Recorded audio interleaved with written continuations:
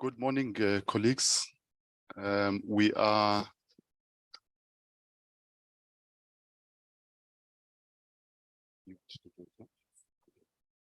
okay. All right, thank you very much. It's 7 minutes past 10. We are roughly 7 minutes delayed. So thank you very much to everyone for joining us. I think we'll start off with the housekeeping rules before we move on to the official opening. Madam. Thank you, Chief. Good morning, ladies and gents. Welcome to this workshop. It's our pleasure to welcome you here. And I hope you all travel well for those that travel. And I would like to give some housekeeping announcement. The Wi-Fi is KCC.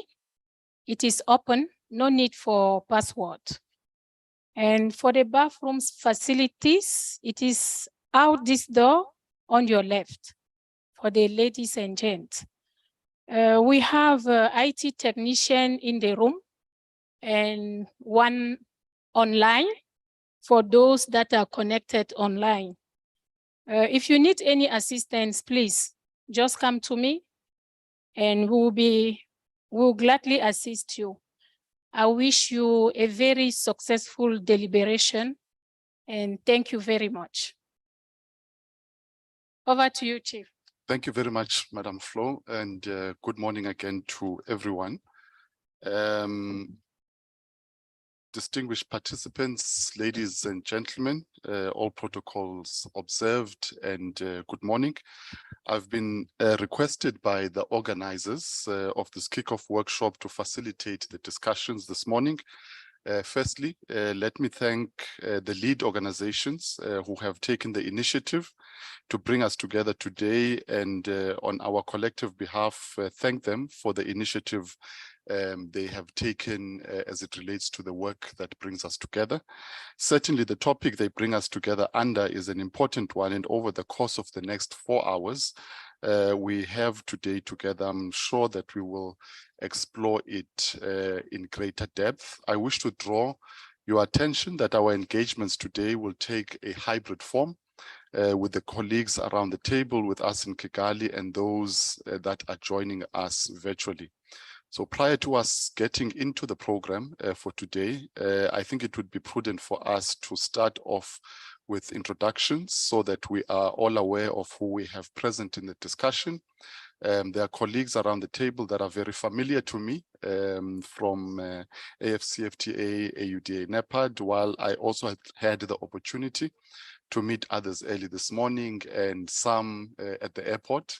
But I think Trudy probably doesn't recognize me this morning because I was extremely informal when she met me last night. We've got something in South Africa that we call a sporty. I'm looking at some of the colleagues. I was wearing one of those and I was looking like a crooked fellow. So she's probably not recognizing me this morning. So I suspect that our session will be a highly interactive one, so it's important that we know who is around the table. Let me start.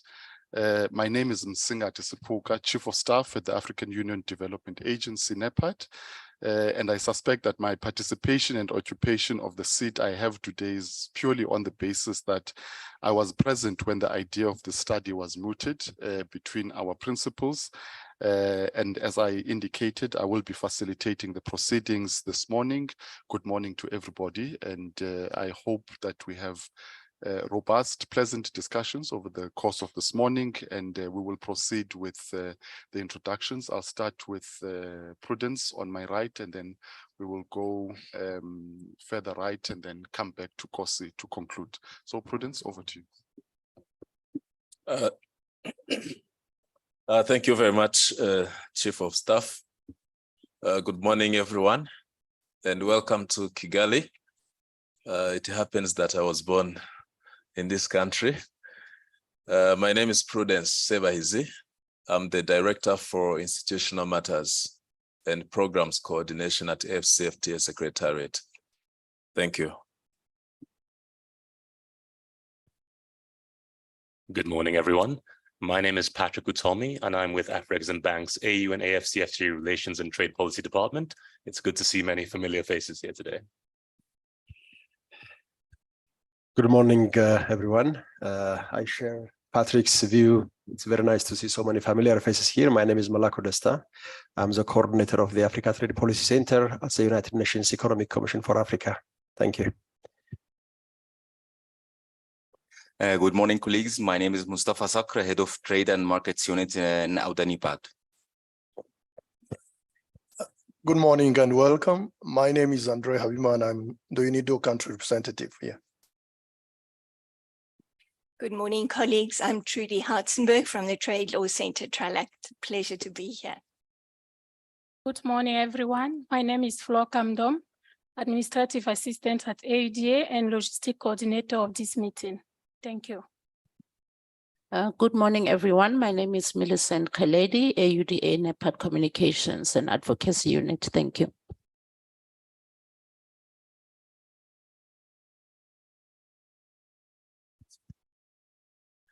Very good morning. My name is Ken Ozawa from JICA Rwanda office. Good morning, everyone. My name is Takako Ueno. I'm JICA expert for the industrial unit AUDA-NEPAD. Thank you.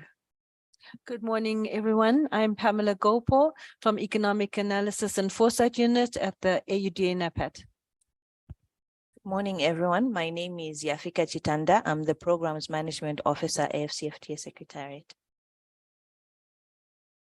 Good morning, everyone. My name is Junpei Sinahara. I'm an advisor for infrastructure in AUDA-NEPAD. Good morning, colleagues. My name is Nico Koza, and I'm with AUDA NEPAD within the Directorate of Strategic Planning. Thank you. Good morning, colleagues. My name is Gilberto Antonio, and I'm a Senior Advisor to the Secretary General of the AFCFTA Secretariat. Good morning, everyone. So my name is Toru Homa.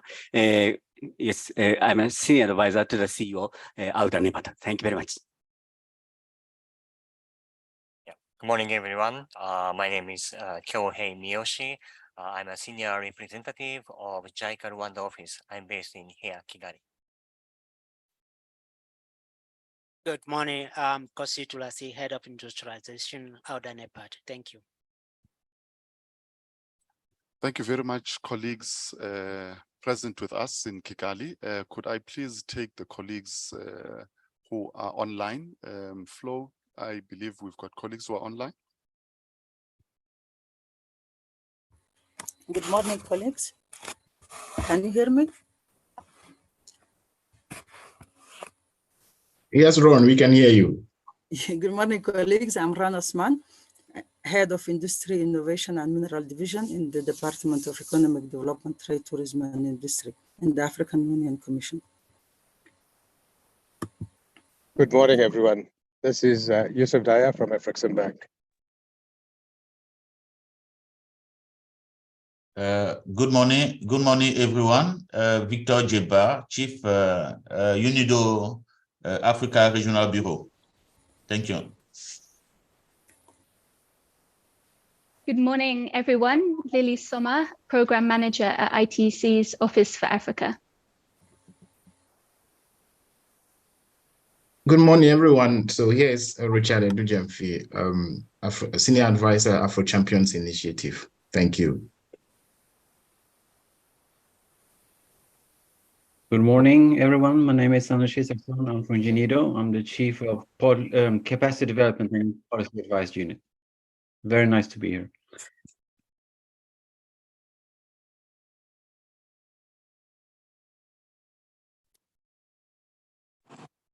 Good morning, Good morning, everyone. My name is Teniola Tayo with the Africa Policy Research Institute. I'm leading the Trade Policy Workstream. Good morning, everyone. I'm Regina Hammond with the International Trade Center.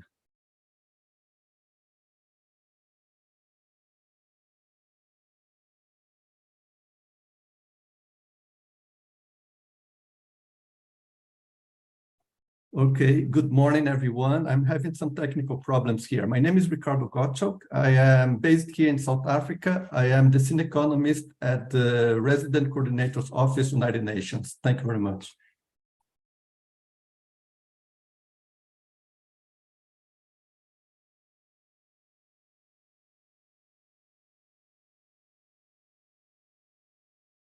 I will get guidance from our IT colleagues if that's all the colleagues that are online. Can we proceed? All right, I'll take silence as consent and we can proceed. So as per the agenda, we have a very broad representation here today, ranging from the AUC, AFCFTA Secretariat, AUDA NEPAD, who are leading this work, to partners and colleagues from think tanks and academia. And in particular, I'd like to pay special mention to our colleagues from JICA, who are a critical partner of ours in terms of enabling this work to proceed. We will heavily depend on your wisdom to not to just guide the deliberations of today, but more importantly, assisting us to conceptually shape the direction of the proposed work that we have on the table. I'd like to make some few reflections as we start, maybe just to shape the evolution of this work, and also to give a little bit of background in terms of what the thinking is that has gotten us to this point. And I want to assure you that this is probably the most that I'm going to be speaking today. My role is to facilitate and not to give long inputs, but I thought it would be important that we do at least take a step back as we initiate the discussion to share what the thinking is around this work. So as per the documents received leading up to the session, we are here to look at the proposed study, focusing on the impact of the Accelerated Industrial Development for Africa, AIDA, and the AFCFTA. Earlier this week, interestingly, I had a discussion with a colleague on this very workshop, and the first question they posed was the idea of an impact study for the AFCFTA, considering the time frame that it has been in existence. His main point was that you are only able to assess impact after a considerable time of implementation, and we are not yet at that point as it relates to the AFCFTA. I'm raising this point purely because this question is a justifiable one. It also assists us to conceptually clarify what we are trying to do and whether we are using the right technical concepts to frame what we want to do. So in trying to clarify this question, I spent some time trying to go through existing research that could best explain what we are trying to do and place things into context. I came across a paper by Donga, Laria, and Chaponda entitled Assessing the Potential Impact of the African Continental Free Trade Area on Least Developed Countries, with a particular focus on the case study of Malawi.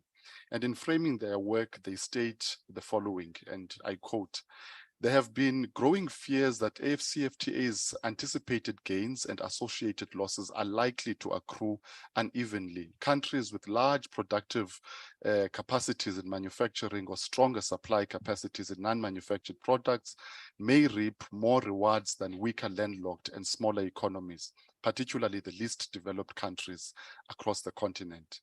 These concerns have led to a number of countries, including Malawi, in the case of this particular research, pushing for special and differentiated treatment in the implementation of the AFCFTA's provision on the elimination of import duties and other tariffs. Many LDCs rely heavily on international trade taxes as a source of government revenue. There is a legitimate concern that such economies are likely to be left grappling with the negative effects of tariff cuts in the form of substantial fiscal revenue losses." This struck a chord with me because it best reflected the initial discussion that brought to life this particular work that we are dealing with, namely the idea of unevenness. The main proposition that from our principles was that despite the positive impact that we anticipate the AFCFTA will have on the continental economy, there are real prospects that in the immediate, certain economies, mainly the smaller economies, would stand to lose an important source of revenue in the form of trade tariffs from imports, which form an important pillar of the national fiscus and by implication contribute greatly in providing the resources necessary to shore up their social spending. According to this research, the writers cite a study that showed all countries in the Southern African Customs Union, SACU, except South Africa, were heavily dependent on customs duties, which with specific countries like Botswana, Lesotho, Namibia, and Swaziland having their trade taxes accounting for 10 to 30% of GDP and between 27% to 65% of their total government revenue. The Economic Commission for Africa has noted that sub-Saharan Africa's international trade taxes as a percentage of total revenue were the highest amongst the developing regions, comprising 30.5% of total revenue compared to 22.5% in other low-income countries and 18.42% in other lower medium income countries. Hence, trade liberalization would effectively result in reduced trade tax revenues across the continent, which could trigger fiscal instability in African countries that are highly dependent on such taxes. Yes, we have used trade revenues as an example of potential impacts, but this work should not only be about trade impacts, but also go beyond to identify a broad range of categories of impacts that the AfCFTA could have on African economies. These points are certainly not to be interpreted as arguments against the AfCFTA or a rebuttal of the anticipated benefits of the AfCFTA. Instead, it's appreciating that in the immediate, the potential impacts will be differentiated across different typologies of countries, and this is the crux of our meeting and engagements through the study. Understanding the potential impacts, anticipating them well in advance so that we can work with our member states to develop the right set of policies and interventions to offset the potential adverse impacts. So back to the point by the colleague who was arguing that it is too early to undertake an impact study of the AfCFTA because of the period. Yes, they are right, and that is not what we are trying to do here. Like Ndonga and Chaponda, who were interested in the potential impacts as it relates to Malawi, we are equally interested in the potential impacts as it relates to different economies across the continent. As you will note, the decision of the Industrialization Summit was instructive in that it included the AfCFTA together with AIDA. This was for a reason. Essentially, the true success of the AfCFTA is not just about trade rules, as important as they are, rather about manufacturing capacity and capabilities for our economies. So raising the level of manufacturing output produced in the continent is a cornerstone of the AfCFTA. Therefore, AIDA and AfCFTA are two sides of the same coin. We therefore have to ask why our economies have failed to industrialize despite the existence of AIDA over all these years, and take lessons into the new era of the AfCFTA, realizing the centrality of industrializing to the success of the free trade area. This is at a basic level. We hope that the discussions today and further work that will be done will propose how we can frame this nexus into a clear methodology for the study that we are about to undertake. So we are certainly in a different position when it comes to AIDA in terms of assessing impact relative to the AfCFTA. In this case, I think we can freely speak about assessing the impact of AIDA, but we have to connect it to how building this manufacturing capacity in the continent will enable the AfCFTA. So lastly, at the early stages of thinking about this work, it was anticipated that we would do what I would call a normal theoretical study, but we started to ask ourselves questions on what value would a theoretical study or another theoretical study bring for member states. And that evolved the thinking towards a policy-orientated exercise whose main product would be to support different countries in assessing these potential impacts with a view of value addition. That must be the overarching frame for how we view this work, adding value to member states through a practical instrument that will assist them navigate these complex policy questions and guiding them on how to respond.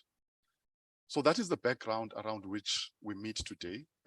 I thought it is important that on behalf of the principals of the two organizations or institutions that are at the center of this work, namely the AfCFTA Secretariat and AUDA NEPAD, working with our colleagues from JICA. This is how we would want to introduce the idea. With that said, I did indicate that my role is really to facilitate today and less give inputs. So I will now assume that official responsibility and walk us through the agenda.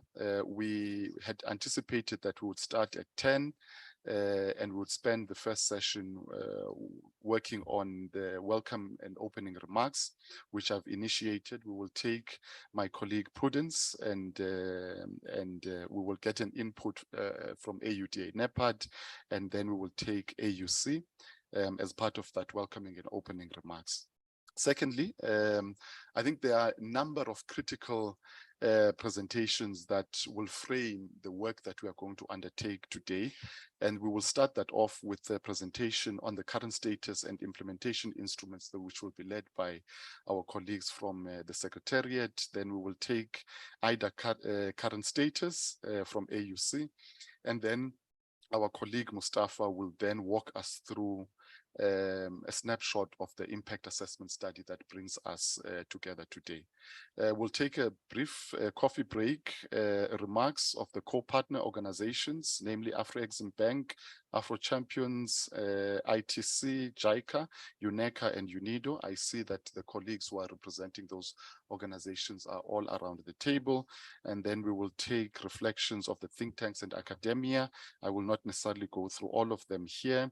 And then we will go towards a wrap up and a way forward, which will be led by my colleague Kosi, our head of industrialization division within AUDA NEPAD. The closing remarks will take us towards the closure of the session at 2 o'clock. In terms of the specific objectives of the session itself, I am hoping that my colleague Mustafa will have that included in his presentation, so that when he unpacks around the work of the impact study, he can then be able to give us a sense of where we're going, what are the practical propositions that we are putting on the table as it relates to the work that we're doing.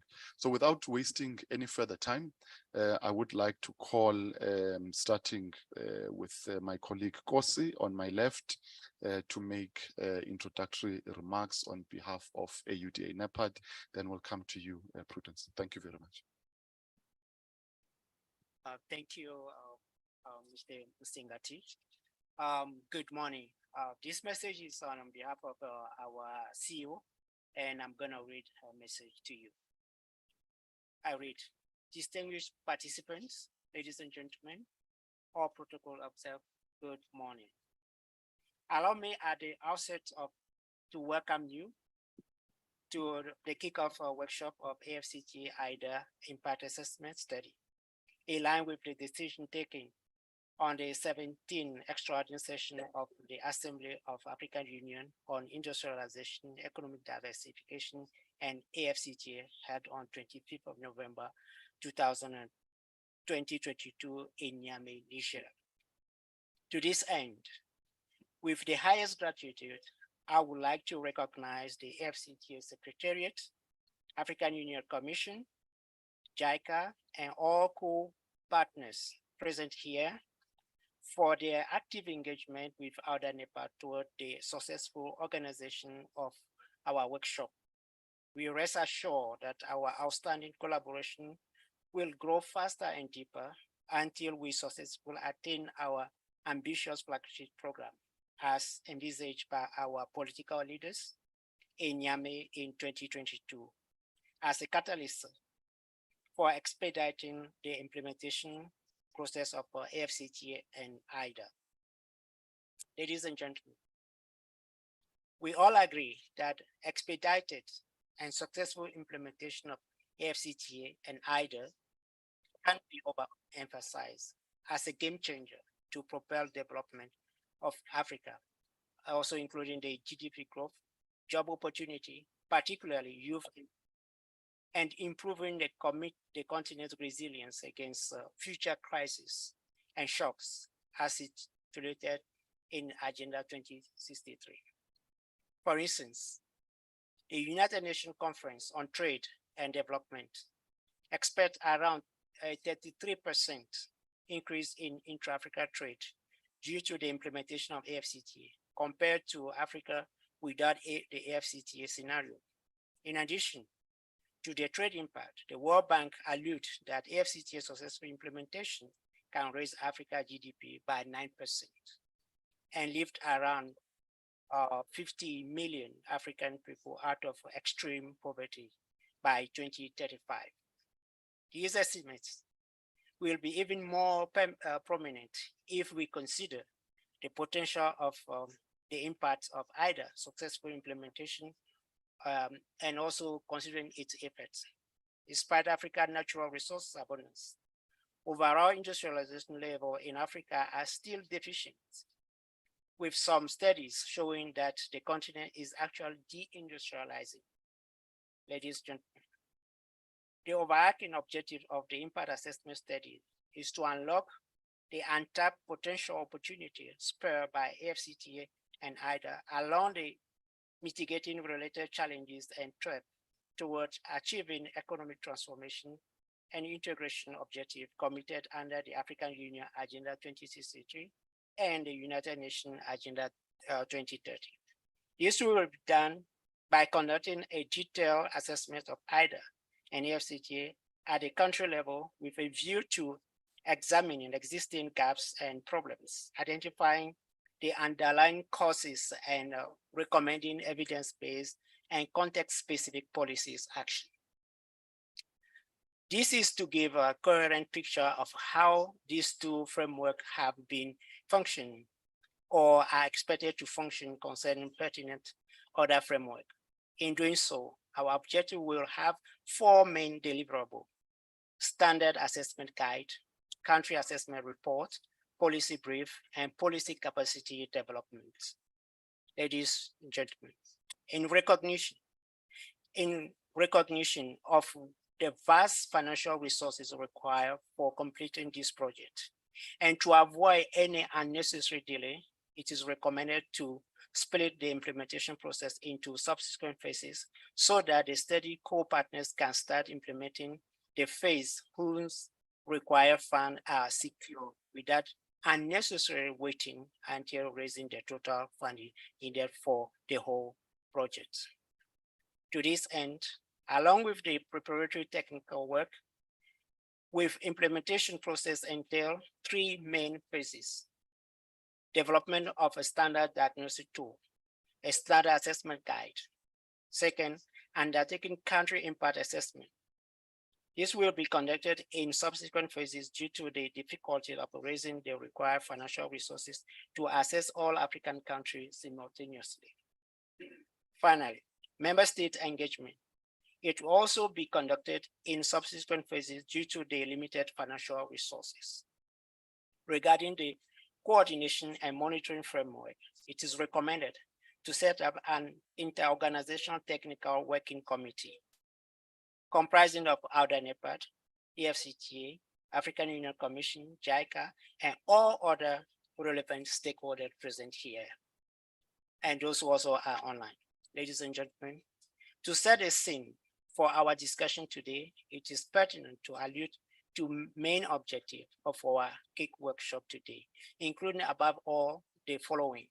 One, sensitize all relevant stakeholders about the roadmap for implementing this project, including key activities and deliverable as featured by the concept note.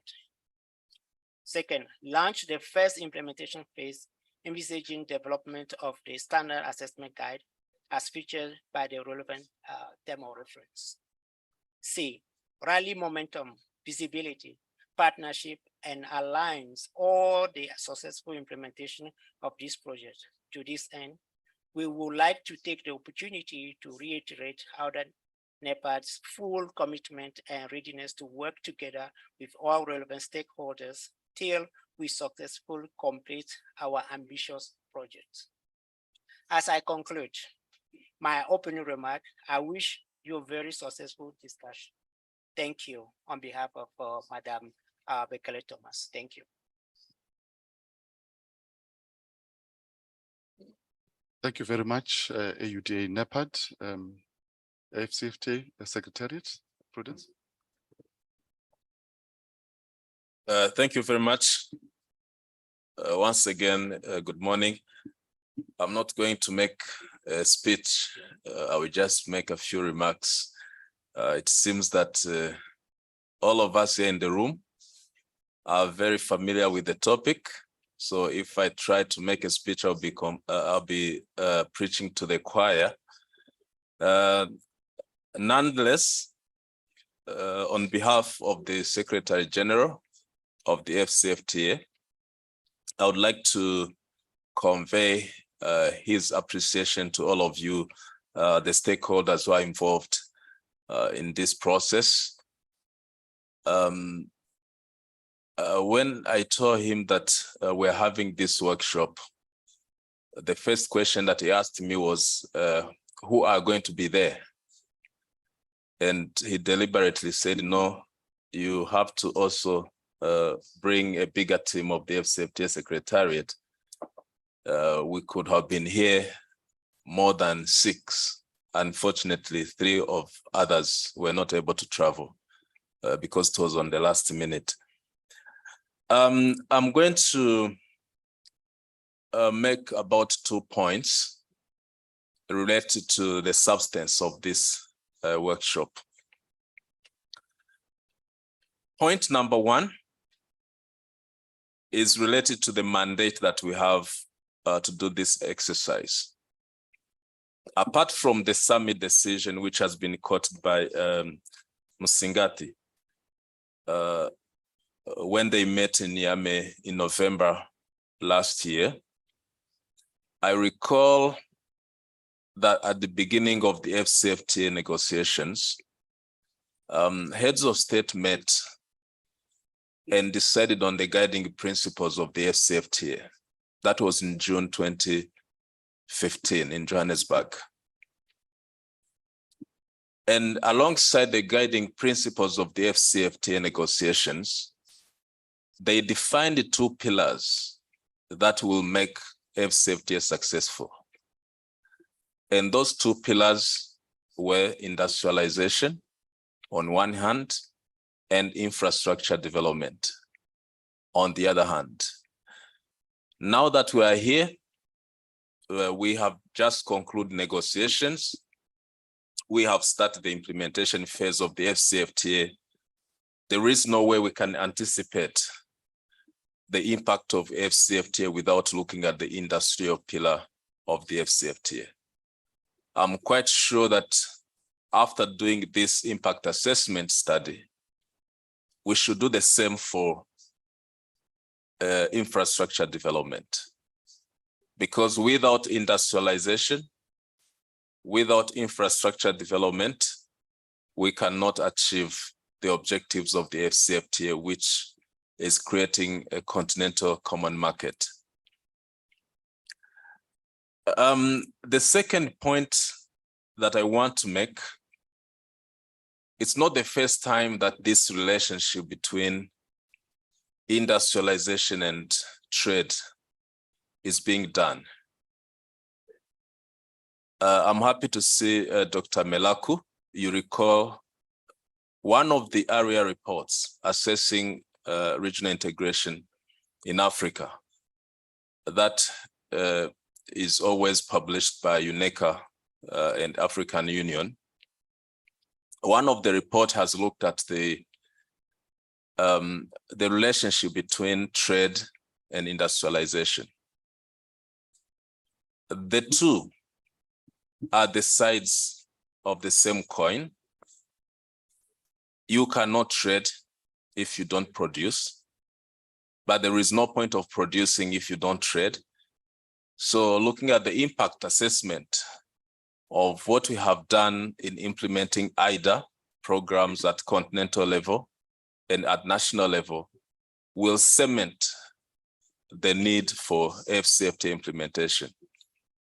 And this is very important at the point where we are developing AFCFTA national implementation strategies.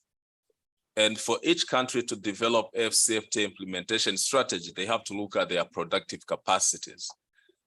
So I'm very much convinced that this impact assessment is going to be very, very practical. The last point, which is important to make again, despite the low level of intra-African trade, and also the low level of Africa's participation in global trade. Statistics show that intra-African trade is still below 20%. Our share in global trade is still below 3%.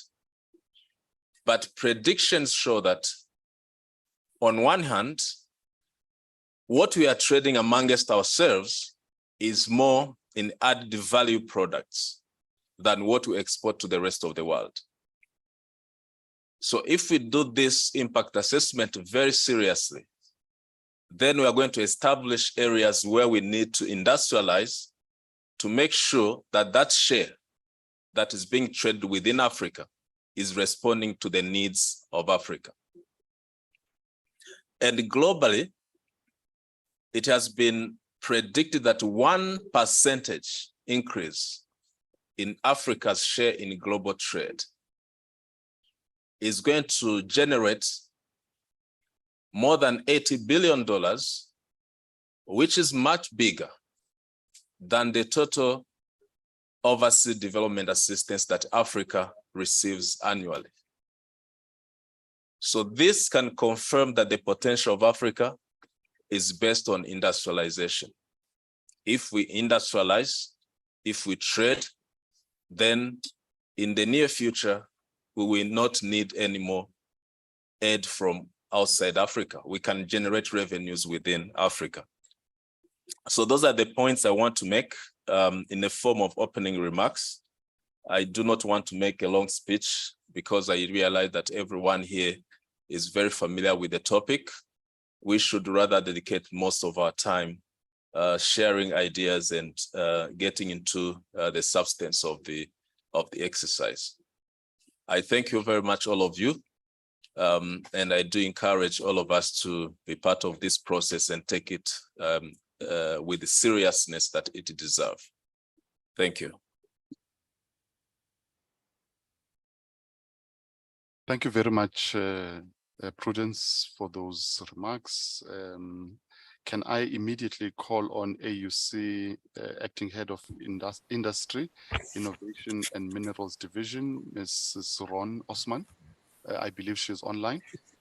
Yes, I am online. Thank you very much, Mr. Chief of Staff, distinguished participant. Ladies and gentlemen, I will stand on the set protocol and greet you in your respective titles. It's never easy to be last, but I will try to be short. Let me start by thanking the AUDA NEPAD for organizing the kickoff meeting for the AIDA and the AFCFTA Impact Assessment Study in the beautiful city of Kigali. And unfortunately, I was not able to be with you in person due to circumstances beyond my control.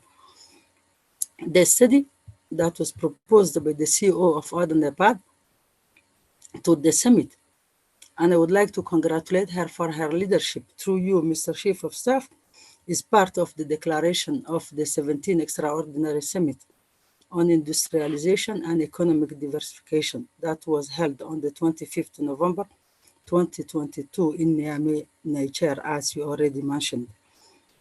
The summit was organized by the African Union Commission in collaboration with UNIDO, UNEDA, AUDA NEPAD, and the Afro-Champion Initiative, and most of the institutions present today in this meeting.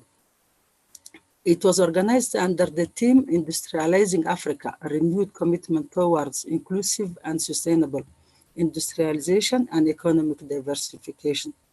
The summit noted with concern of the slow progress recorded so far on the implementation of the Industrial Development Decade for Africa, IDDA 1, 2, and 3, and the strategy for the implementation of the Action Plan for Accelerated Industrial Development of Africa, AIDA, and other continental strategies and programs relevant to industrialization, structural economic transformation, and development toward the achievement of the African Union aspiration and the Agenda 2063.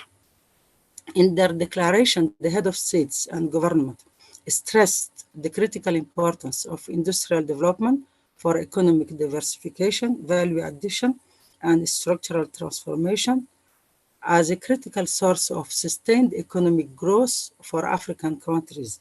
The benefits of an African commodity-based industrialization in optimizing the utilization of the African commodity to drive value addition, sustainable industrialization through development of industrial park and special economic zones for transformative and inclusive development. The head of states and government urged Auda NEPAD and the ACFTA Secretariat in collaboration with AUC and with the support of several partners to undertake country impact assessment on the implementation of the provision of AIDA and ACFTA so as to identify national and regional challenges as well as opportunities to be factored by member states during the design of their national development plan and to accelerate regional integration.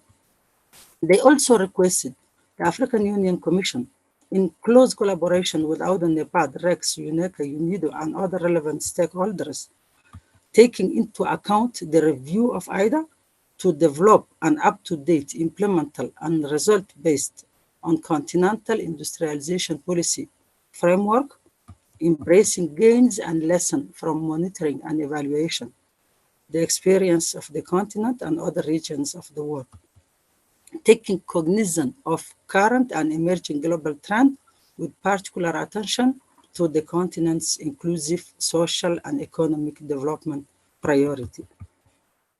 Ladies and gentlemen, African countries have recorded significant growth in gross domestic product in recent decades. In spite of this growth in output, Africa industry is underperforming in terms of employment generation and productivity. In general, the continent is currently considered the least industrialized region of the world. To reverse this situation, the attainment and sustenance of industrialization and economic diversification in Africa is a priority item on the development agenda. Africa's drive for industrialization will benefit from an innovative policy mix that combines the traditional focus on manufacturing with a forward-looking focus on new and emerging opportunities. This will yield significant progress, particularly in the context of the ACFTA. Industrialization is crucial to the structural transformation and economic diversification of the continent, and being the way to the prosperity for Africa as for the rest of the world. Therefore, pushing intra-Africa trade and earning the benefit of the integrated market will not be possible without an inclusive and sustainable industrialization of our continent. This study, the country impact assessment on the implementation of the provision of AIDA and the ACFTA, is critical for development as directed by the head of states of an up-to-date, implemental, and result-based on continental industrialization policy framework to build an Africa where industry drives economic growth and sustainable development, to facilitate the industrialization of Africa by pursuing strategic, realistic, and time-bound program and project with a shared continental, regional, and national vision. The Department for Economic Development, Trade, Tourism, Industry, and Minerals of the African Union Commission participated in all the steps of the preparation of the concept note and the TORs of the study, and will not manage efforts until its successful accomplishment, as we are waiting impatiently its conclusion for the development of the upcoming continental industrialization policy framework. In the next session, I will highlight the sets of AIDA implementation and challenges faced so far, and will try to give a way forward in terms of where we need to be heading as a continent in terms of industrialization. I'll stop here and I wish us very fruitful discussion, and thank you very much for your attention.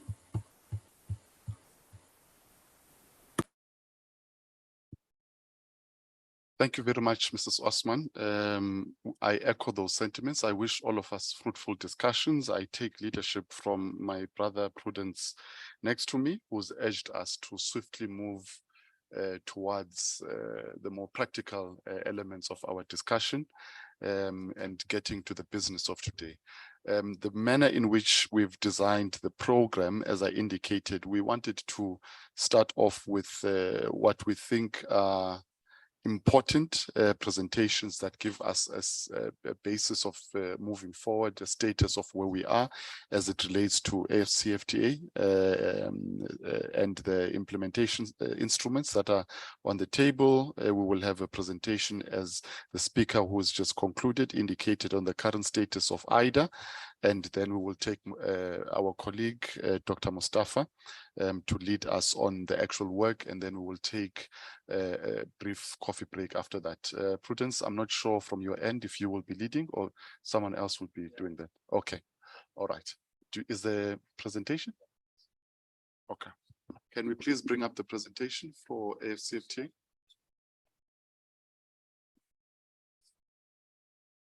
Yes, thank you very much.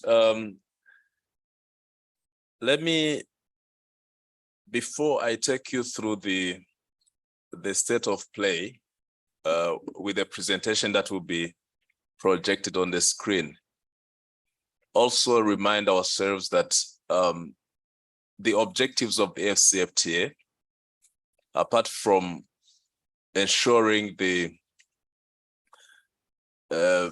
movement of goods, services, and people on the continent, we also have one objective that aims at developing regional and continental value chains.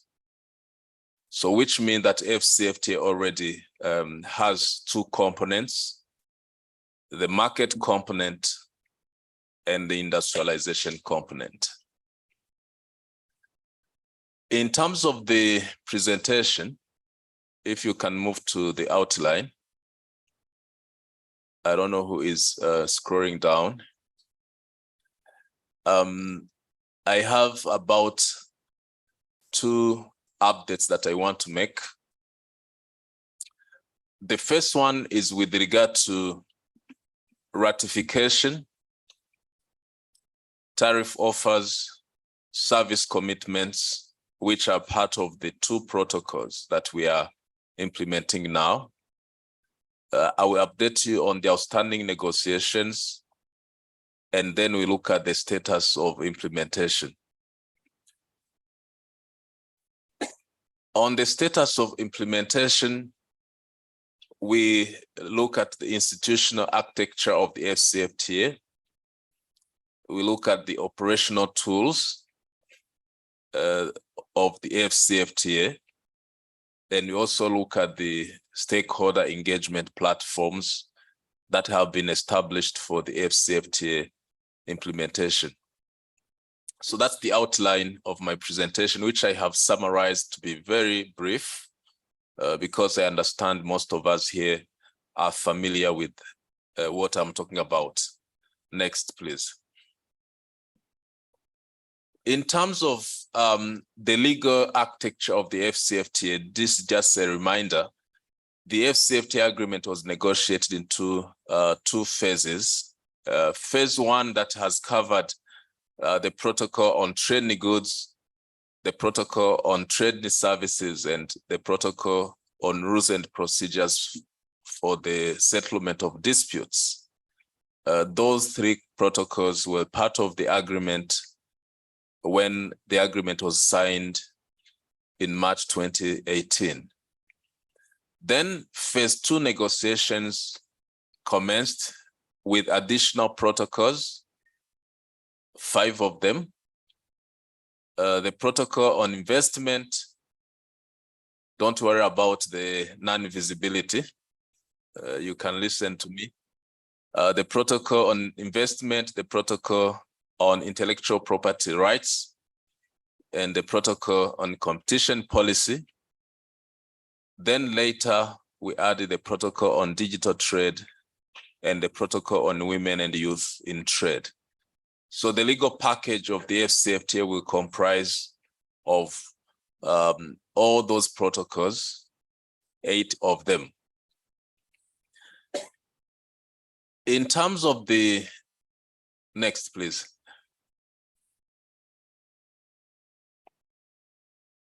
I don't know what's going on with technology. Just next slide.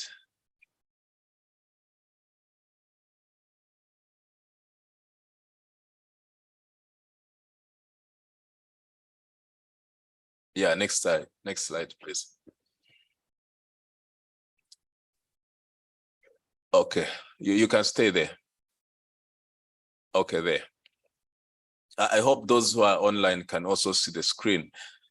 In terms of the status of ratification, today we have, out of 54 countries that have signed the agreement, 47 of them have ratified. Just to remind us that we have 55 countries in Africa, and one of them has not signed the agreement yet, Eritrea. Then all others have signed, and 57 of them have ratified. And when they ratify, they make a full commitment to implement the agreement. The signing was a political commitment, but when they sign and ratify, meaning that they have committed now to implement and domesticate the agreement at national level. Those who are implementing the protocol on trade goods are supposed to liberalize trade through schedules of tariff concessions. We have these customs unions, East African Community, ECOWAS, CEMAC, and SACU, that have submitted their tariff offers as groups because they are customs unions. And we also have state parties that have submitted their tariff offers individually. We have in total 42 state parties out of the 47. We have in total 42 that have already completed that exercise of submitting their schedules of tariff concessions, meaning that they are ready to trade on preferential terms within the AfCFTA. And the other important aspect to implement AfCFTA protocol on trade goods, apart from making tariff concessions, which means reducing tariff on imports, we have to have what we call certificate of origin, which confirms that products are made in Africa. And without rules of origin, you cannot confirm that products that are being preferentially traded in Africa are made in Africa. That's why rules of origin is another important instrument for AfCFTA implementation. Today, negotiations on rules of origin have been almost concluded. We have covered 92.3% of the total tariff lines where we have convergence on rules of origin. And the only pending issues are on auto industry. Of course, it's a pending issue, but some achievement have already been made. Some tariff lines on automotive sector have been concluded.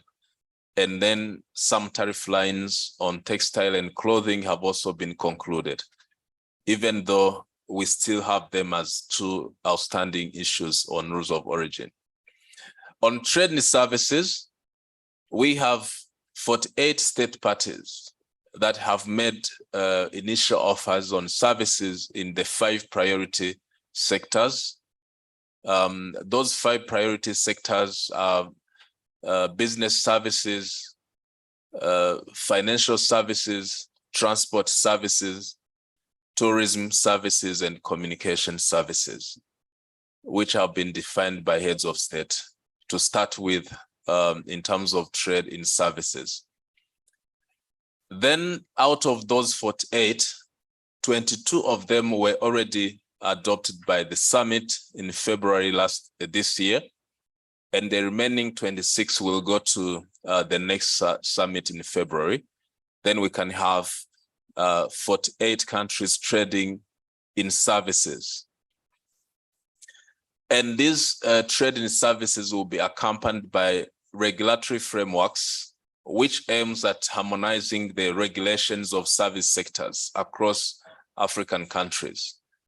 If you are operating in telecommunication, you will have to be subjected to the same rules across all state parties of FCFTA. If you are operating in transport sector, the same will apply. That's the objective of having regulatory frameworks in those priority sectors. And this will happen to all the service sectors eventually. So the two aspects of trade and services will be the schedules of specific commitments, which shows how each and every country will have to eliminate restrictions in service trade. And the second aspect is harmonization of regulatory frameworks across Africa. Next slide. The other important of FCFTA is trade facilitation. Trade facilitation, though, is part of the protocol on trading goods. It's an important aspect in the sense that when you look at trade facilitation as such, it almost includes all other elements of trading goods. It deals with non-tariff barriers. It deals with issues of standards, SPS. It deals with issues of customs harmonization and customs facilitation. It deals with issues of transit. So trade facilitation is very wide enough.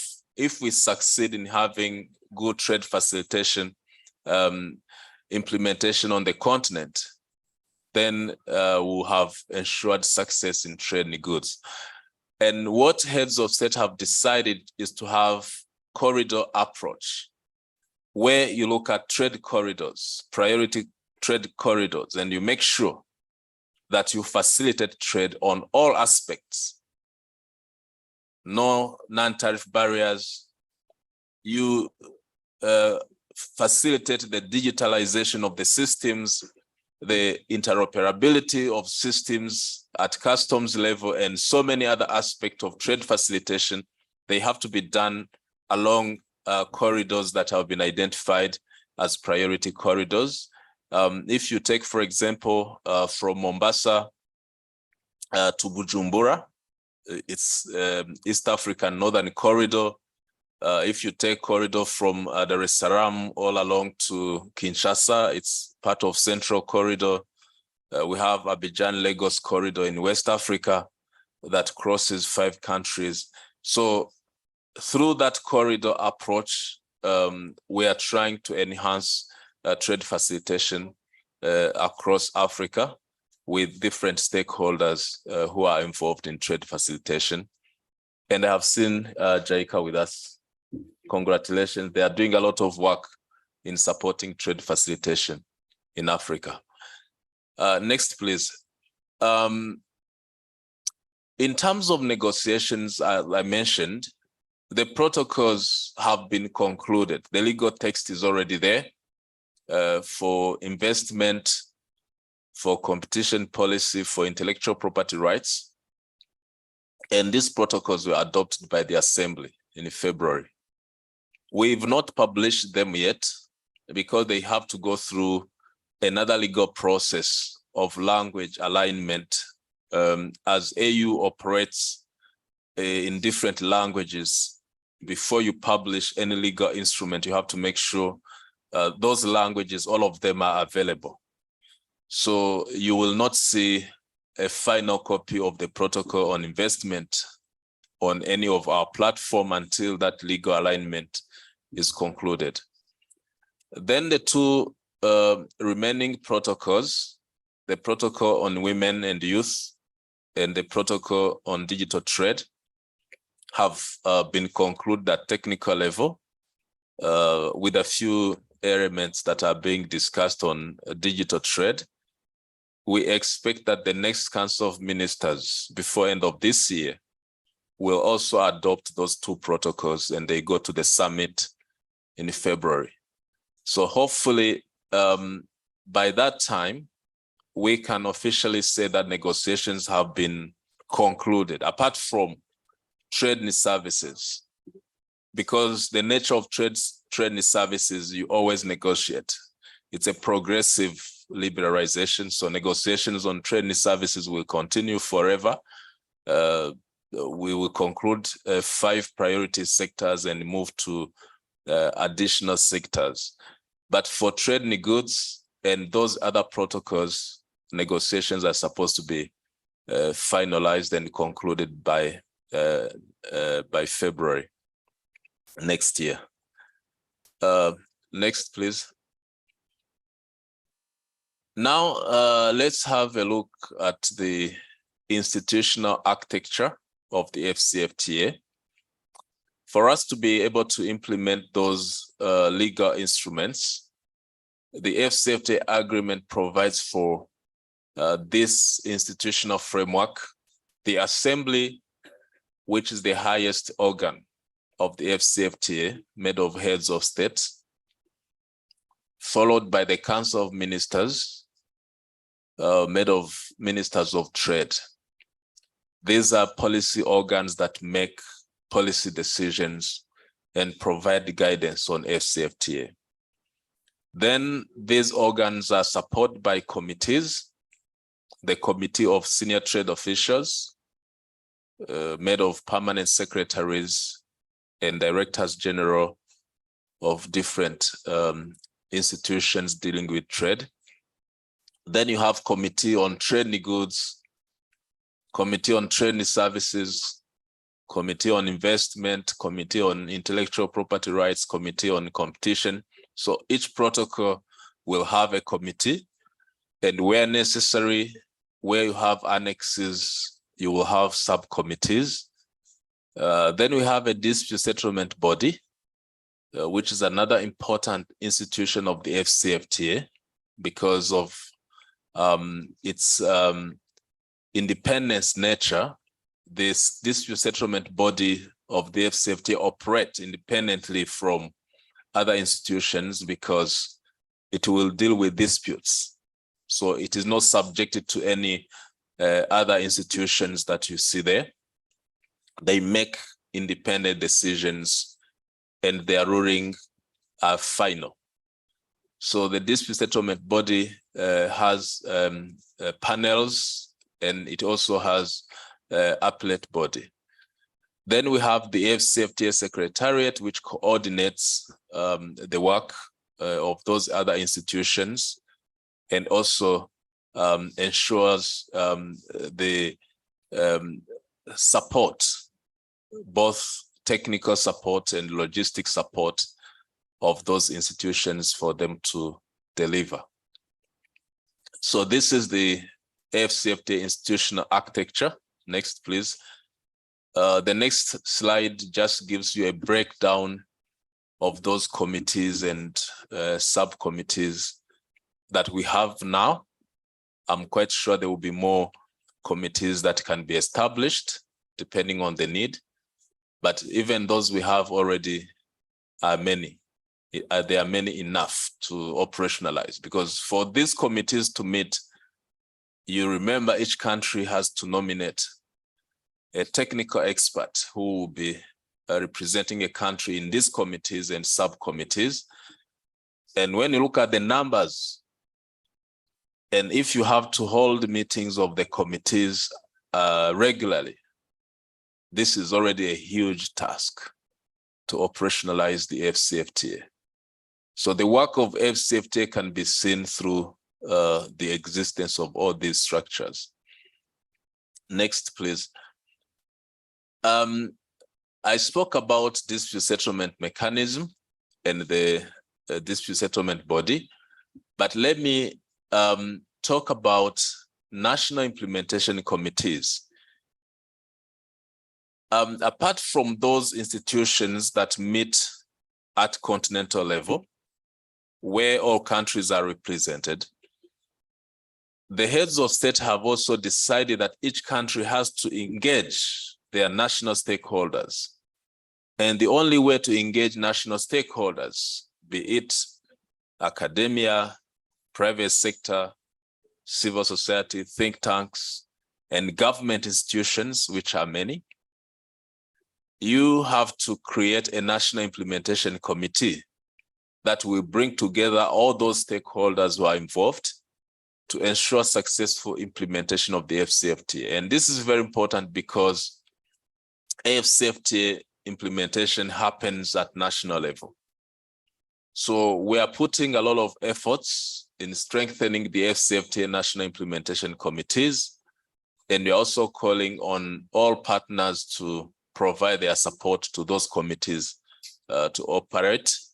We already have some countries that have taken the lead, that are doing very well, that have established committees that are vibrant, but we encourage all other countries to do the same. And these committees will be guided by the strategies. Each country has to develop AFCFTA implementation strategy. And again, that's where the outcome of this study is going to be important. Where you have this impact assessment, the outcome of the impact assessment can also inform a country's strategy to implement AFCFTA. We have regional economic communities. Again, regional economic communities, they coordinate the implementation at regional level by not only providing support to countries, but also coordinating the capacity development process, including having regional strategies for implementation of the AFCFTA. A specific region can identify their comparative advantages in different sectors and decide to develop strategies in those sectors for them to be competitive and support their countries to do so. Next. This is probably the last slide of my presentation. You will hear about AFCFTA operational instruments. And there are many, and many others are being established. The list I have put here is not exhaustive. We're in the process of having what we call Smart AFCFTA.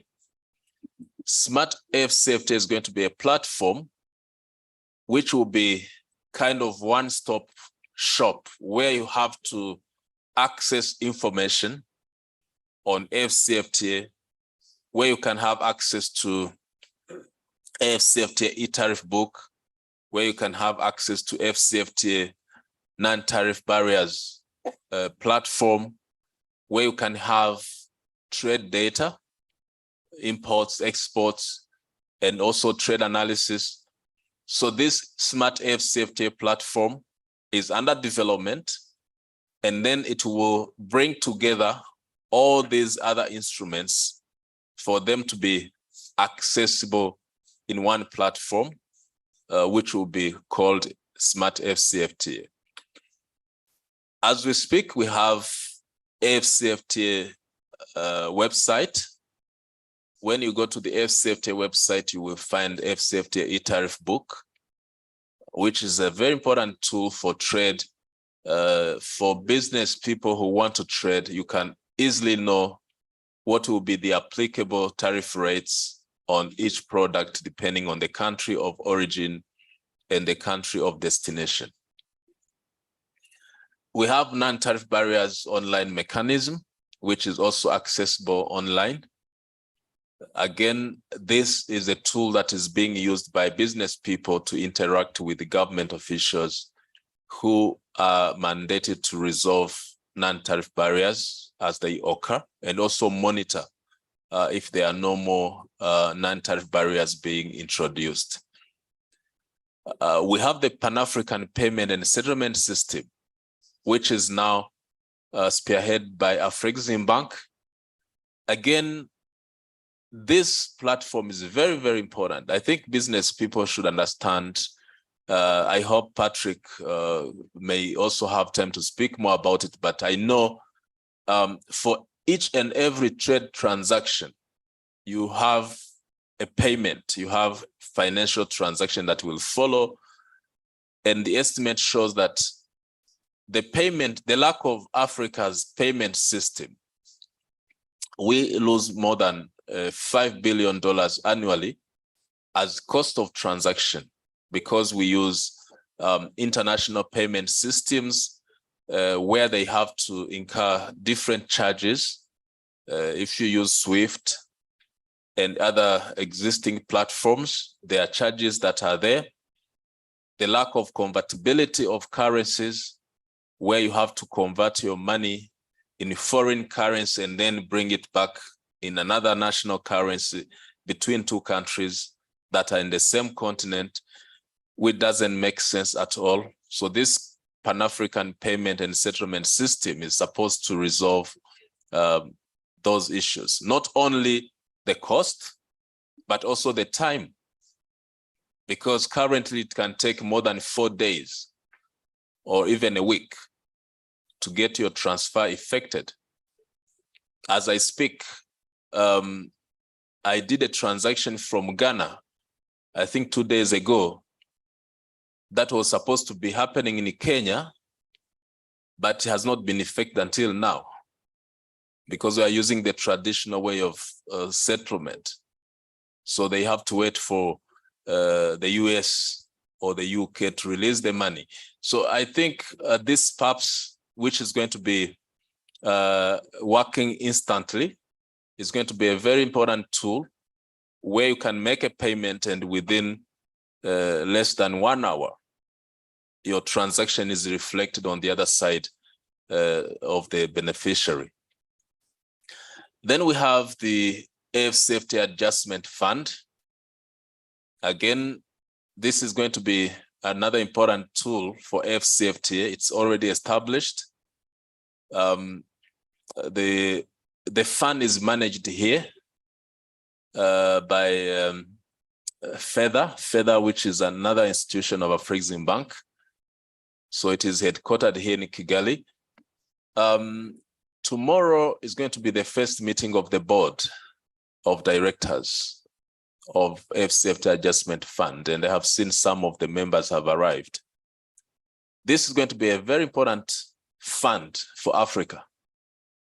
I hope we get to know more about AFCFTA Adjustment Fund, but I think it's going to be the first African Development Fund that has been established, and we have to make sure it succeeds. The Business Forum, which is now named Biashara Africa, is a platform of engagement. We cannot succeed with AFCFTA without having private sector on board. The private sector has to drive the AFCFTA. It's high time now government to understand that they have to hand over the private sector. I mean, they have to hand over to the private sector the AFCFTA and make sure that they honor their commitment. Because now the responsibility of the governments is to see what have you committed to in the law and then honor that commitment. And then you allow private sector to operate in a smooth business environment. So the business platform that we have created, the AFCFTA Business Forum, one of them, aims at not only explaining to the private sector the role they have to play in AFCFTA, explaining to private sector what is in for them, but also making sure that there is that connection, business to business network among African business people. So this AFCFTA Business Forum happens every year, and we use it as a platform for connecting business and also making sure that the AFCFTA is unpacked to the business community. Biashara is Swahili. Biashara is business. Yeah, Biashara Africa. Yeah.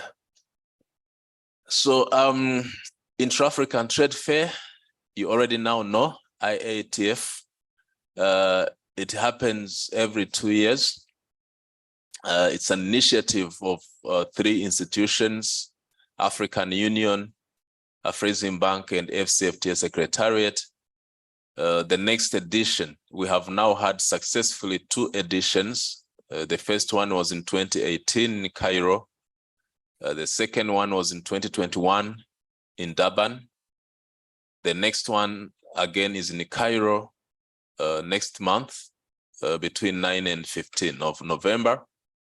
And this is a very important platform when you look at the level of participation and how the program is structured. I think the Intra-African Trade Fair is the best business platform in Africa for those who understand how to utilize it, both in terms of mobilizing investment, in terms of building business networks, making business deals. Everything happens at Intra-African Trade Fair. We have the AFCFTA Youth Symposium. Now we have created that as another platform for youth to see how young Africans again can take ownership of AFCFTA through their creative entrepreneurship skills, make sure that they understand what AFCFTA will bring to them. We successfully hosted the first AFCFTA Youth Symposium in Zambia during the last week of August, and we were able to attract more than 2,000 young Africans in that first youth symposium. We have AFCFTA Conference on Women in Trade. It's another platform for women. The first one was held in 2022. We are going to have another one this year before end of the year. So these platforms will happen every year.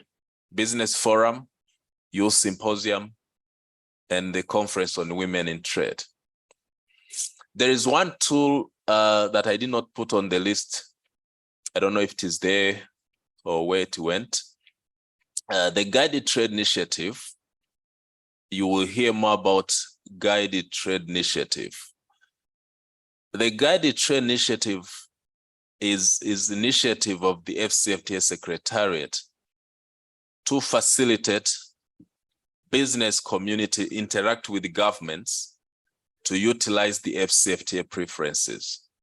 So we call it guided trade because we know the hassles that private sector go through, especially in times when you are making change. There is always resistance somewhere, either in the processes, in the government procedures, or misunderstanding of some individuals or institutions that have not been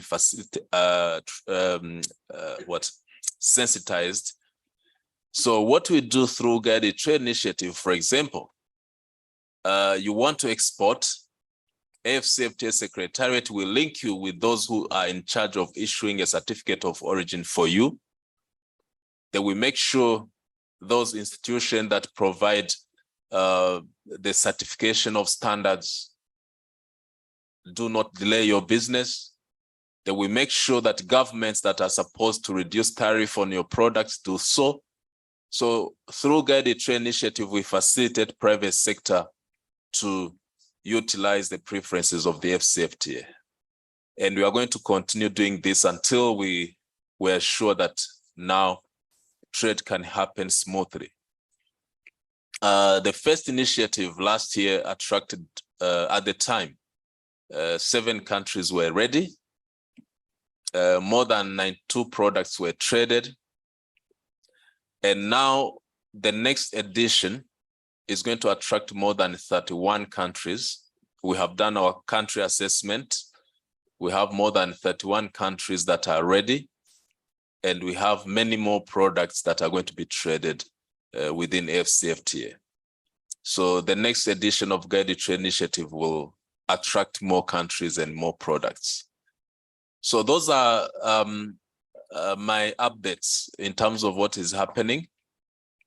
I would also mention that we have priority value chains that are being developed across the continent in agro-processing and agribusiness, in auto sector, in transport and logistics, we are trying to facilitate businesses to operate in those sectors where we have identified potential and pharmaceutical industry.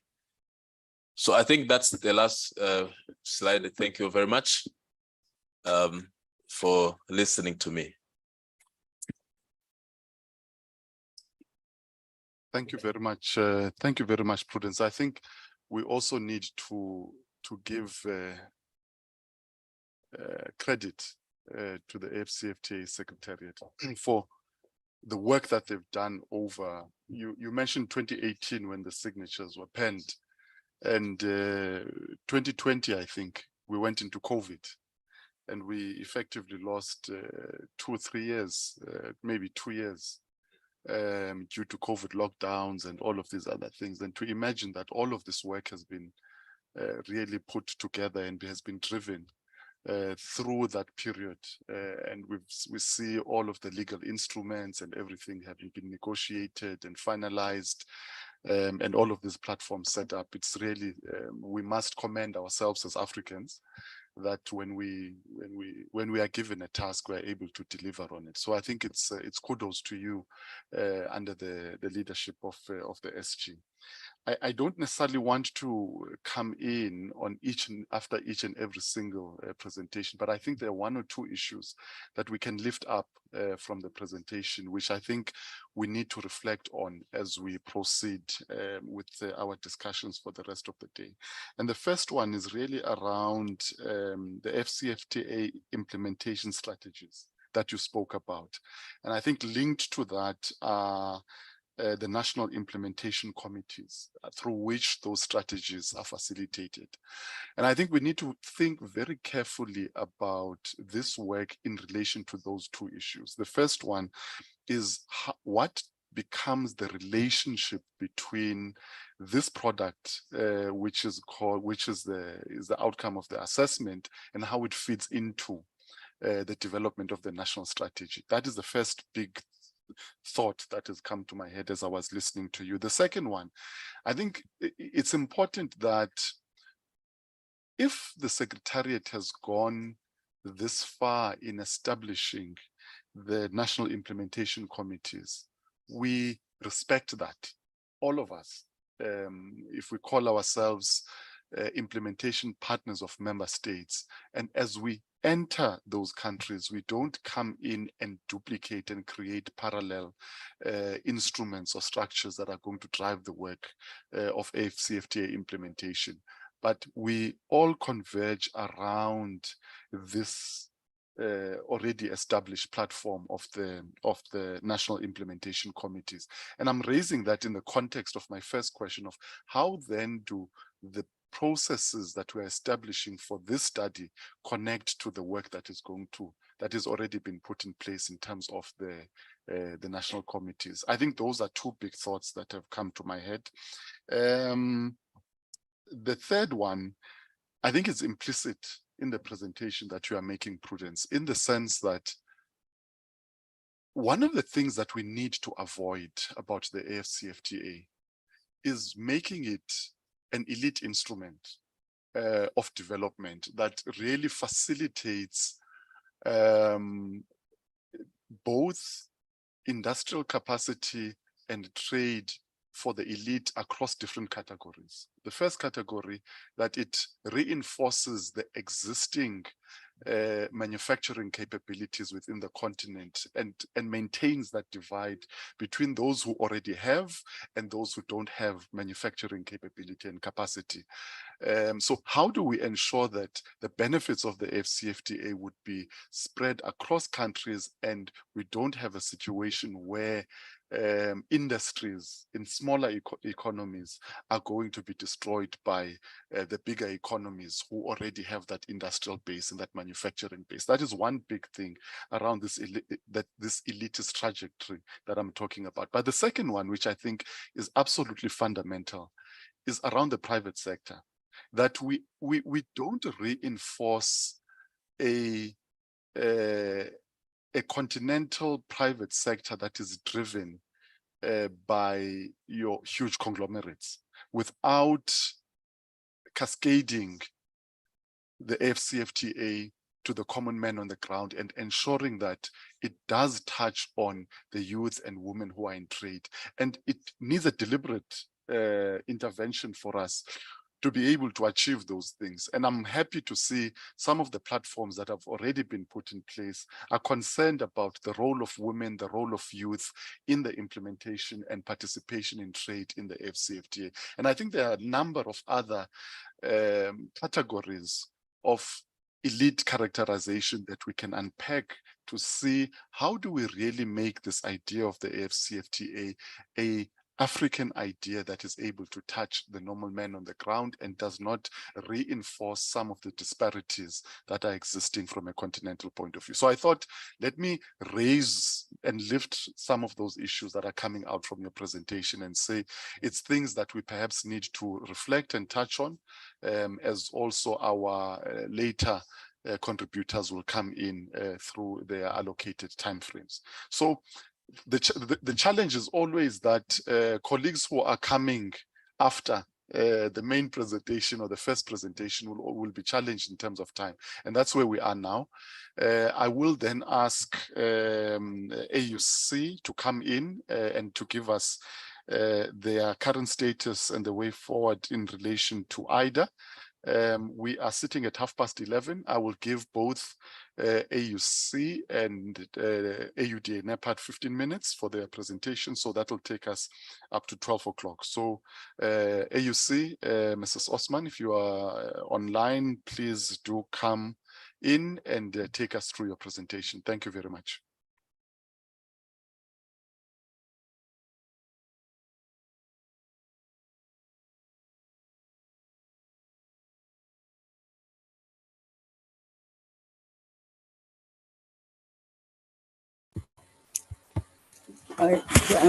Good morning again. I'm trying to share my screen, but I'm quite having a challenge.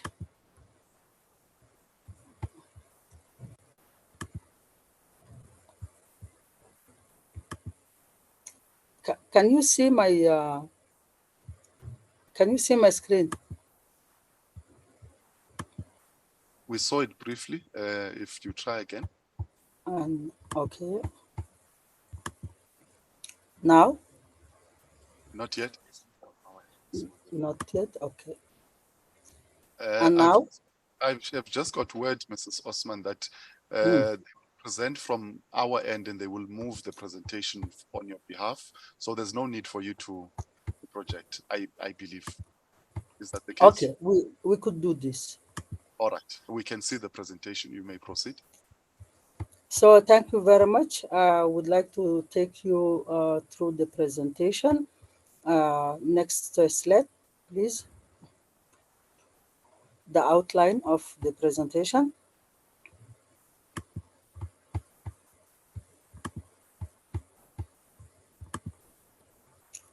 I will take you through the IDA status of the current state of industrialization in Africa, the accelerated industrial development for Africa, and the way forward before I do the conclusion. Next slide, please. Can you hear me? Yes, we can hear you. Okay,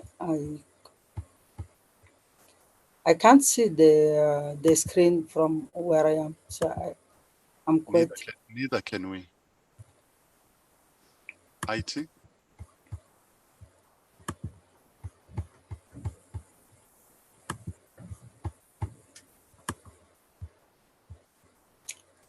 Okay, good. So we'll try to read from where you are. Just I've put this slide to talk about the number of initiative and strategies that happened in the continent from the Declaration of Monrovia in 1997 with the Lagos Plan of Action, the Abuja Treaty, the launch of the African Union, and the action plan for the accelerated industrial development for Africa was adopted in 2028. A certain number of strategy deriving from the AIDA, like the Africa Mining Vision in 2029, like the Plan for Infrastructure Development in 2028, the Boosting Intra-Africa Trade, the decision of the continental establishment of the Continental Free Trade Area, the PMPA, Pharmaceutical Manufacturing Plan for Africa, the Science and Technology Innovation. So all those strategy, the recent one, the AU strategy for small and medium enterprise, the digital transformation strategy for Africa, the Africa commodity strategy, and the beginning of the trading of under the ACFTA, all concur to the industrial development of the continent. Next slide, please.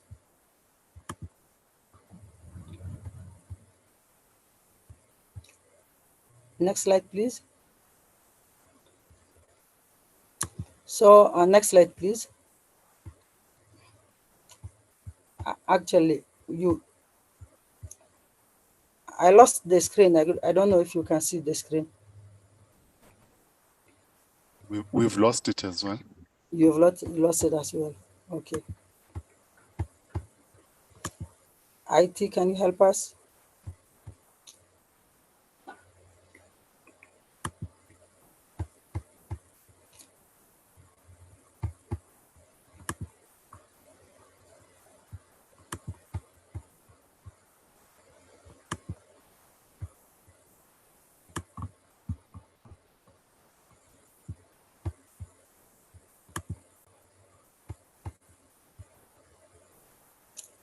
So you can pass the next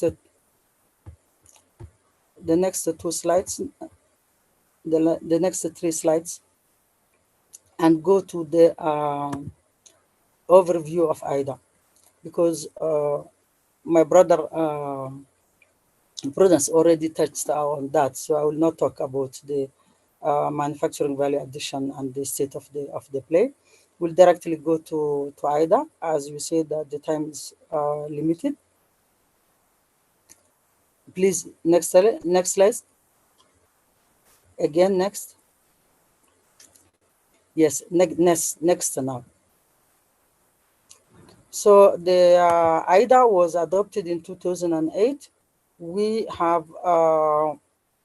some progress, but actually we are still willing that we'll have more.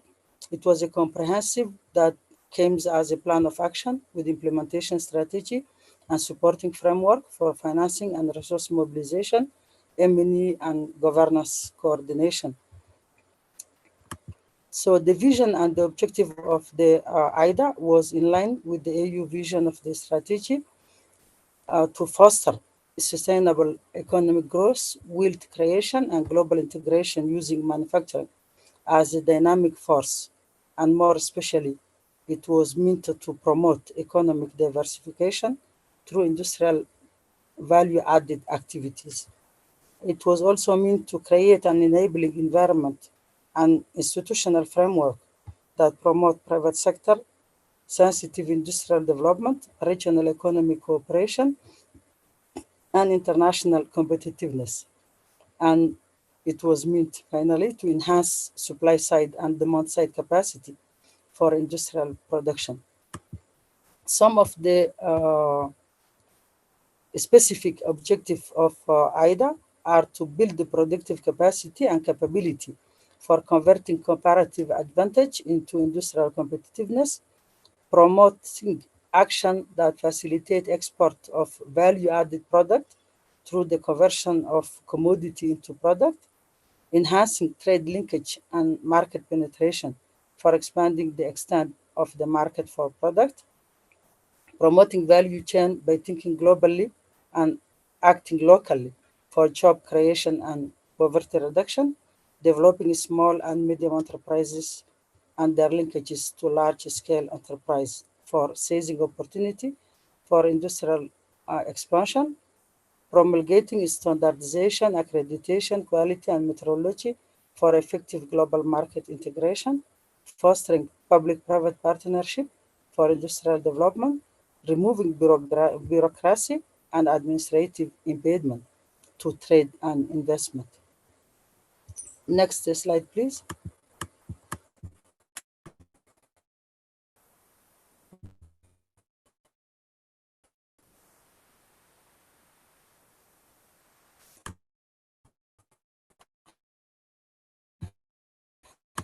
AIDA had 72 projects.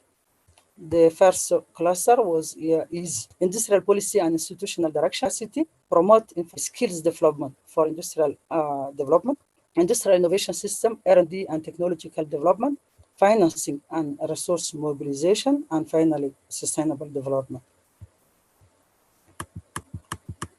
Next slide, please. So notable achievement under AIDA was number one, since 2008, a proliferation of industrial plants across Africa. The number of projects planned, the over 53 African countries are now implementing national development plan, where the main focus is AIDA 3 priority sector area, those that were decided in 2011 by the Conference of the Minister of Industry in 2011 in Alger. And thus, these 3 priority are agribusiness, pharmaceutical, and manufacturing beneficiation. We've also noticed the alignment of industrial policy at the country level. Several countries have industrial strategies. We also noted alignment on industrial policy at the regional level. All the RECs have also aligned their industrial strategy to AIDA, giving priority to agro-processing, pharmaceutical, and mineral development. They also differ in other value chains, but these 3 value chains are mainly in the regional and national strategy development. We developed a certain number of other strategies that I've already talked to, like the SME strategy, the commodity strategy, the Africa mining vision, among others. And we've noted also a policy and strategic support framework. Some member states who have weak capacity to analyze policy and to formulate industrial development strategies were aided by AIDA and have come out with national framework. We came to this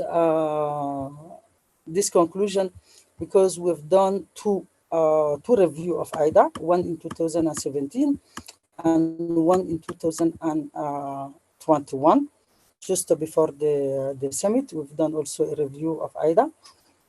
And we've noticed actually that we didn't earn it, what we wanted from AIDA. Actually, AIDA didn't achieve what we were expecting. And the conclusion was that AIDA was over-ambitious.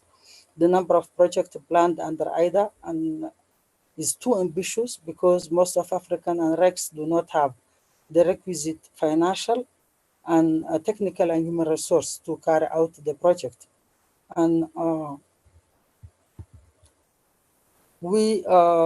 the implementation of the AIDA in the different project and program, we've put in place, for example, the Pan-African quality infrastructure for the standards and quality infrastructure in the development of the SMEs and small and medium enterprises. We've developed the strategy of SMEs and the Enterprise African Network, which is a framework that allow SMEs to get access to information, get access to capacity, get access to finance. For the startups, especially, we developed a framework that we call AU startup, AU startup. And we had a pavilion in the Intra-Africa Trade Fair in Durban in 2021. Especially for the women, we developed the African women in processing. A certain number of the other strategies like the BIDA are also to come for the promote of infrastructure and energy of the industrial development. But we actually put in place an ICU, implementation coordination unit, to report member states from their implementation of the UNDERREX, from their implementation of IDA. As Prudence said, the implementation is mainly the responsibility of the member states. And a certain number of member states may be lacked to put in place that common committee for the industrial development. And I think that in the recommendation, it will be one of the recommendation, because how to say, industrialization is not only the responsibility of the Minister of Industry. It depends of most of the other I would say ministerial department, like investment, like trade, like agriculture, like energy, like mineral resource. And that was maybe what missed to IDA for it to earn the what we were expecting it to. But I don't want to go into, we're going to do an assessment, so I don't want to go into the result of the assessment. Can you please go to the next slide? Way forward. So the recommendation that came from the IDA review from 2017 and 2021 were to start doing mapping and diagnostic at regional economic level and country level, the capabilities in industry and industrial policy. And we are working with the Africa Capacity Building Foundation, who did actually a certain number of assessment on the capability and the industrial policy, specifically on the skills, identify priority sector at the continental and regional level. We undertake a mapping on regional value chain with UNIDO and also with ITC. And we also had a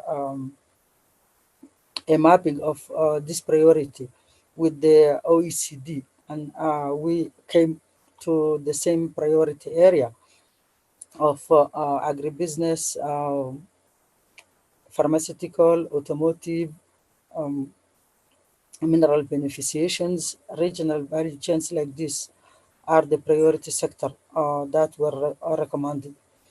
Implementation of a comprehensive, so it's the same.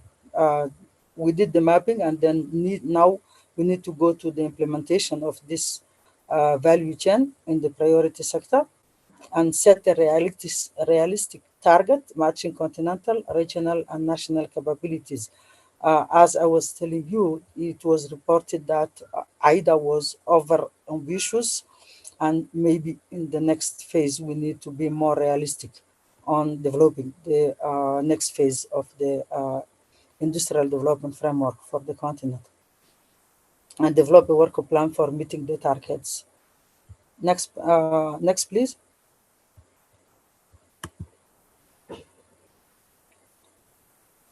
So it was recommended in the two review of IDA that African industrialization challenges are numerous and cannot be possibly addressed at once. The project-based approach does not necessarily work well. Maybe we need to develop a different kind of strategy than the one that was program and project based. and to develop and implement a few small but realistic projects on a short period, because AIDA was for 10 years and that are now over, and we may develop for different project for short period.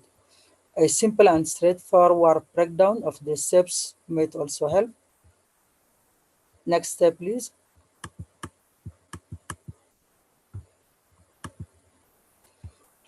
So it is recommended by the two review that we need to have progress in the three key area: growth revival, sustainable growth, and efficient investment, by deepening structural reform, diversification of the production, structural transformation and economic diversification, capacity building, effective governance, and monitoring and evaluation.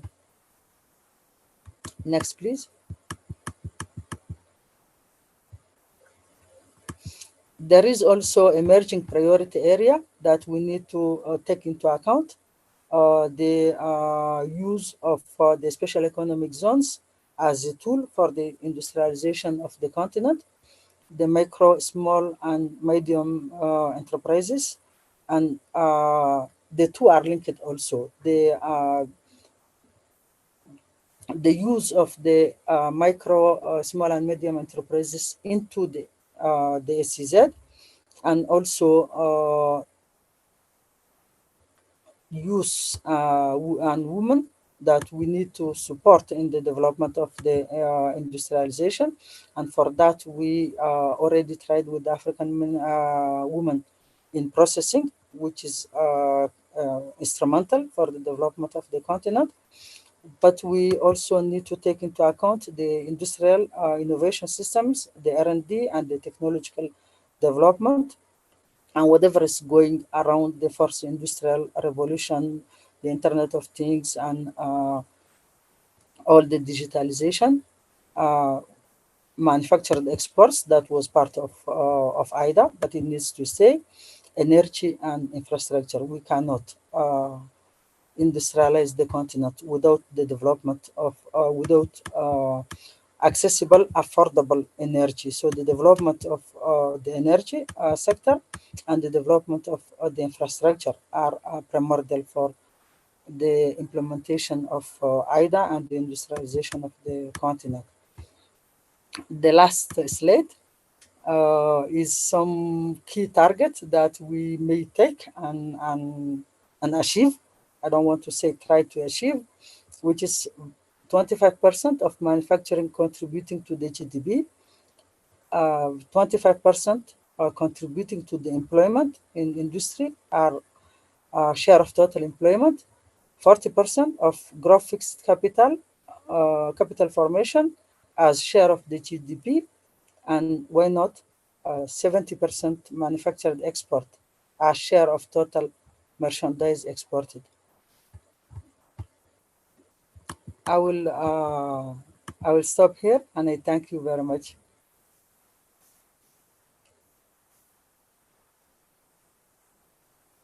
Thank you very much. We have one more presentation to go.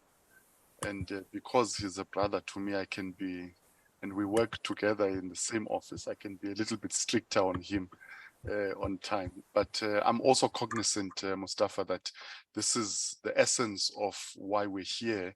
So as much as we have to be strict on time, we have to get the essence of it on the table, because it's the basis of the discussion going forward.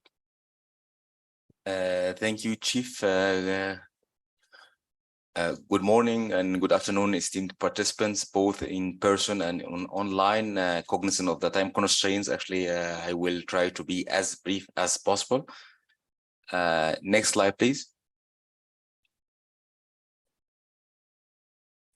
In brief, as mentioned by our esteemed moderator, I will try to walk you through the context of this project. What are the expected objectives, either overarching and a specific one? What are the key deliverables?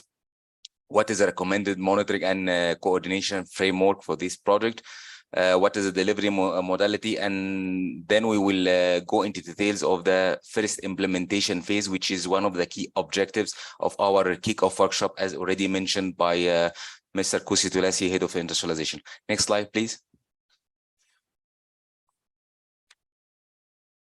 As we all aware, the reason why we did start this project is in compliance with the decision taken by our heads of state and governments in Niamey last year. And also we should be cognizant of the theme of the year promoted by the EU to expedite the implementation of the ACFTA. Next slide, please.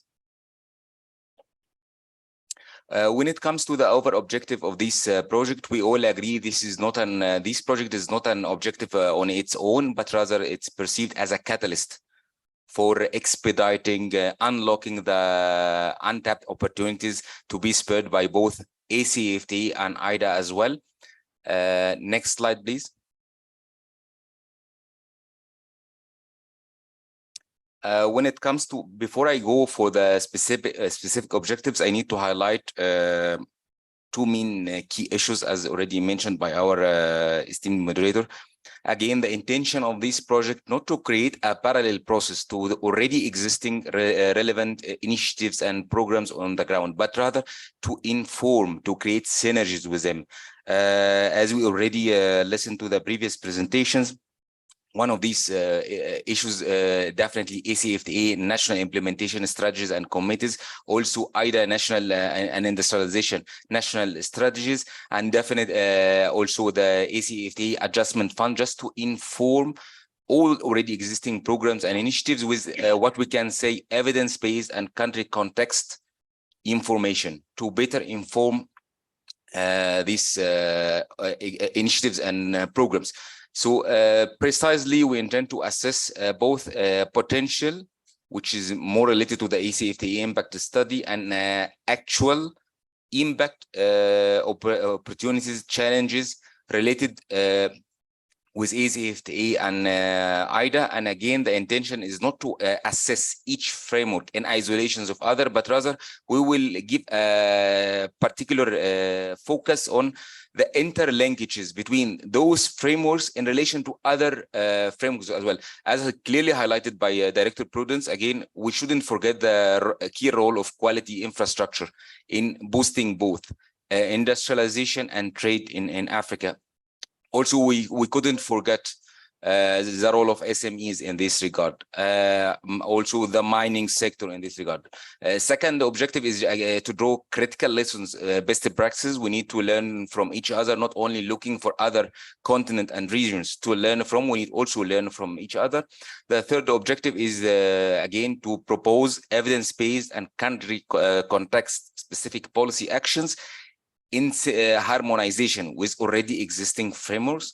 And the last one, to develop a harmonized, effective monitoring and evaluation framework. Next slide, please. Yeah, when it comes to the key deliverables, in brief, the first one, we do have 4 key deliverables. The first one is standard assessment guideline. Second one is country assessment report. Third one is policy briefs. And the last one, which is member state engagement in terms of policy capacity development. When it comes to the standard assessment guidelines, it's not intended to create a theoretical assessment guidelines. And also, it's not intended to create, reinvent the wheel or duplicate the efforts. We're fully cognizant that there is already some assessment tools have been developed by all relevant partners. That's why we will build on what already exists. So we will not start from scratch.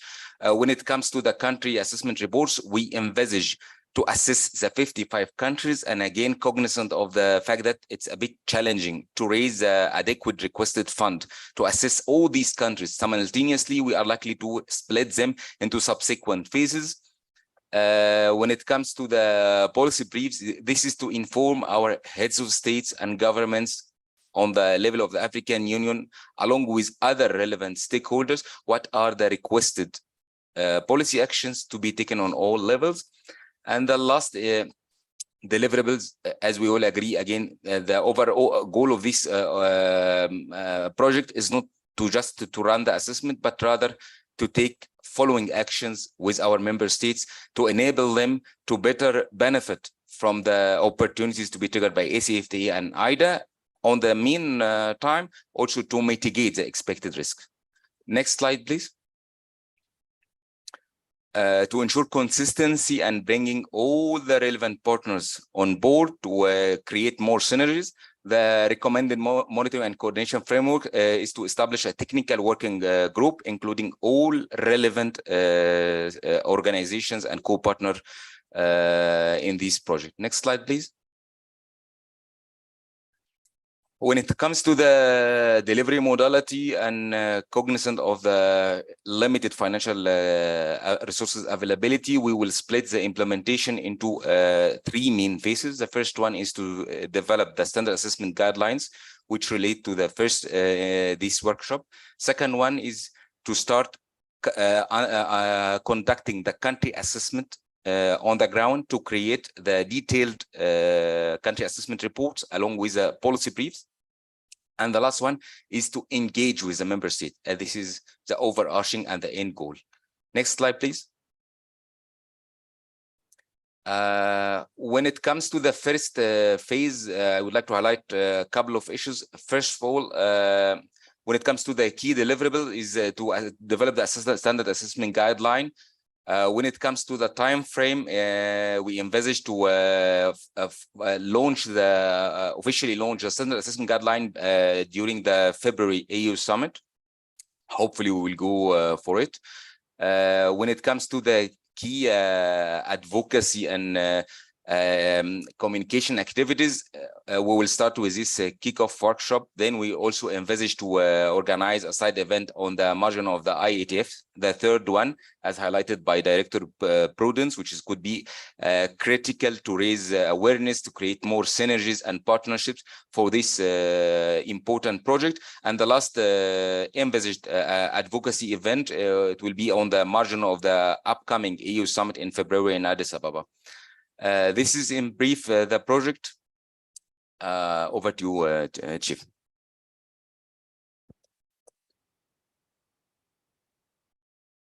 Thank you so much, Mustafa. You've saved us a fair bit of time. I think, thank you for that. We are on the agenda. We are at 11:15. We are at 11:15, but on my watch, we are at 12:05. So it means we are give or take 50 minutes behind. I would propose that we continue to take coffee for maybe 10 minutes. We call it a leg stretch so that we are back at the latest. It's 5:00 now. We make it 15 minutes. At 12:20. We are back, and I don't know, Millicent, if you want them for a group photo outside, you will guide us on that. Yeah, thank you. I think we should do it now. We'll just go outside and quickly do it. Thank you. The colleagues who are online, we will be effectively back in 15 minutes. So we will then proceed to the next session, taking inputs from the co-partner organizations. Thank you very much.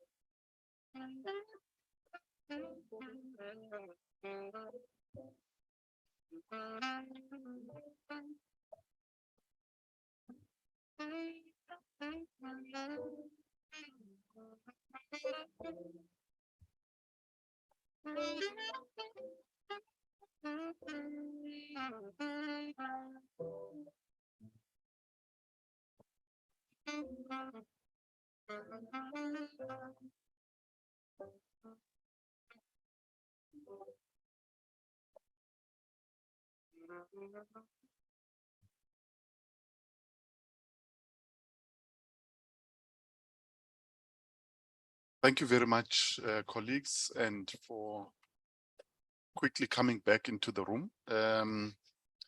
I think ordinarily what we would have now is an engagement session where we reflect on the discussions, but I think the design of the program has put that engagement session in a slightly different form. So instead of taking hands and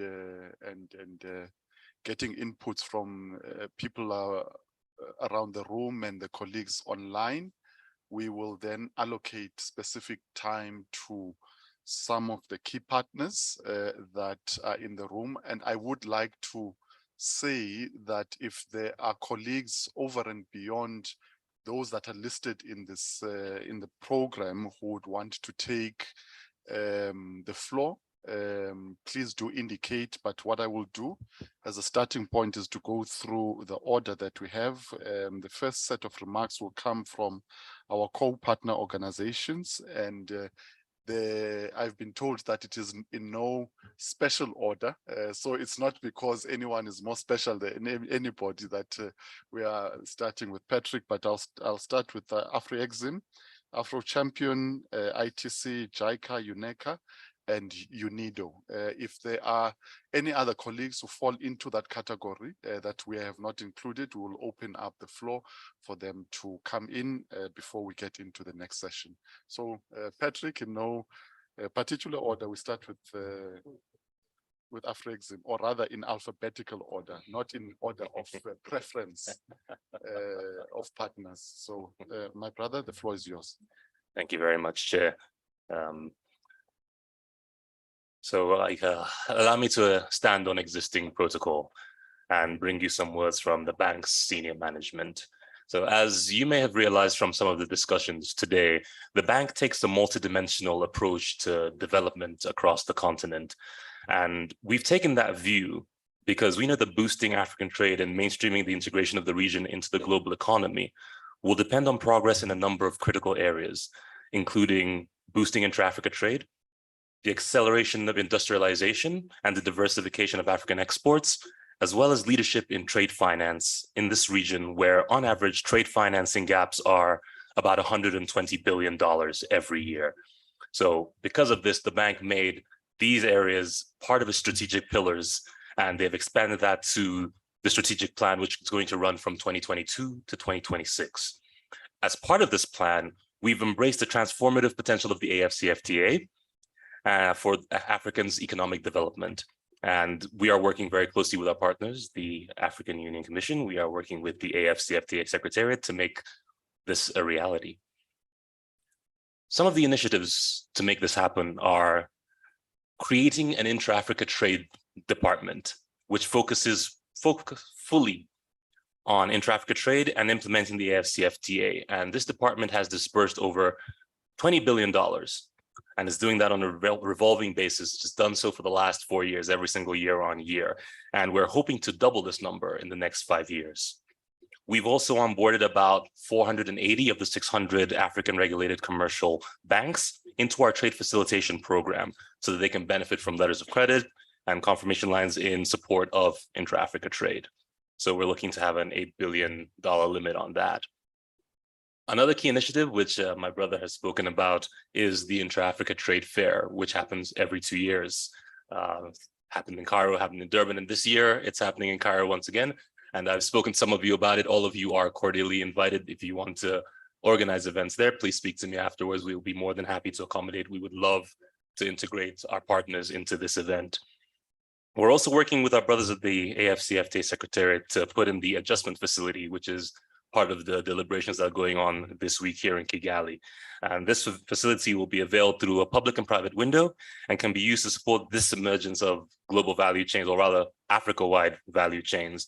And we've committed $1 billion to this facility, $1 billion, and we're working with the AFCFTA to mobilize the $7.7 billion required completely for the facility. We're also partnering them to roll out the PAPS, the Pan-African Payments and Settlement Systems, as my brother Prudence mentioned as well. When this system comes into play, Africans will be able to transact with each other quickly and with little cost and in their local currencies. So if I'm transacting with Naira, I can send Naira. The person in Ghana who I'm trading with receives his local cedi. So the commercial launch of PAPS took place in January 2022 under the auspices of H.E. Ado Akufo-Addo. And since then, we've gotten 9 central banks to join the platform. It's our hope that we slowly, or rather quickly, move this out and everyone gets integrated as quickly as possible so that we can consolidate trade across the continent. We've also, hand in hand with this, launched the consumer due diligence platform known as MANSA. It's a transparency platform which will facilitate trade across the continent by allowing every private sector individual, every country to know who they're trading with, what the resources are that are available, moving Africa slowly from the dark continent into a continent of complete transparency, which will make transacting a lot easier for anyone that operates on the continent. We've also developed an automotive strategy which will facilitate the development of $1 billion for the African automotive sector and facilitate trade under the AFCFTA. Now, this strategy will focus on the development of automotive regional value chains, financing, and the development of national and regional policies and strategies to create an enabling environment for the automotive industry. This sector will catalyze other sectors such as steel, textiles, leather glass, manufacturing, you name it, because manufacturing cars is a process that involves all of these different value chains. So it's our hope that that will help boost the economy. We're also working on an African Collaborative Transit Guarantee Scheme. That way, we'll be able to guarantee movements through the continent. So anyone who's moving goods will be guaranteed. We're piloting this scheme in COMESA, and we plan to extend it to other regional economic communities. This facility will be guaranteed to about $2 billion annually on the continent, same on a revolving basis. Now, these are just a few of our initiatives And we're hoping that through our collaborations with the AU, with the AFCFTA and other institutional partners, that we can help bring this Agenda 2063 to light and bring about the Africa we want. Thank you all very much. Thank you very much, Afrexim. Next, Afro Champion. I think there's an S missing there, Afro Champions. Mr. Michael Cotter. We have someone online.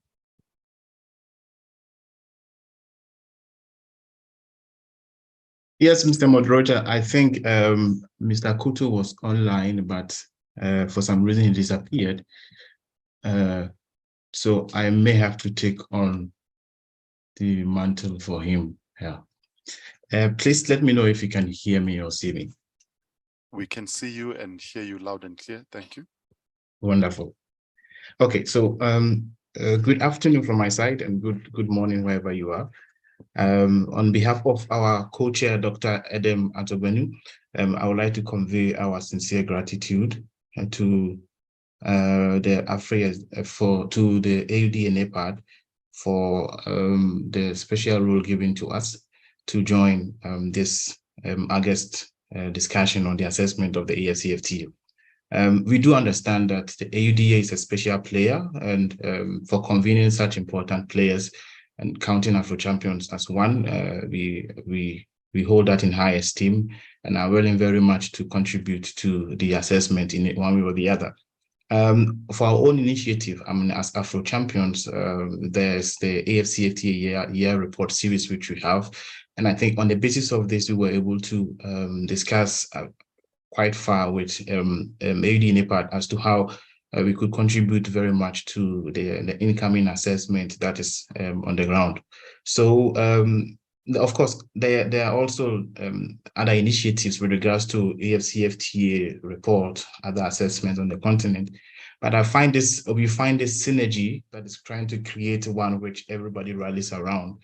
It's one which is far more helpful, so that we can have a one-stop shop information on assessment of the AFCFTA. So we welcome this initiative, and we will continue to work with AUD and NEPAD so that this assessment in the end becomes one which for our own continent will be useful and move us forward. So on this note, I will keep it short so that just in case my colleague Michael is on, perhaps he can just continue.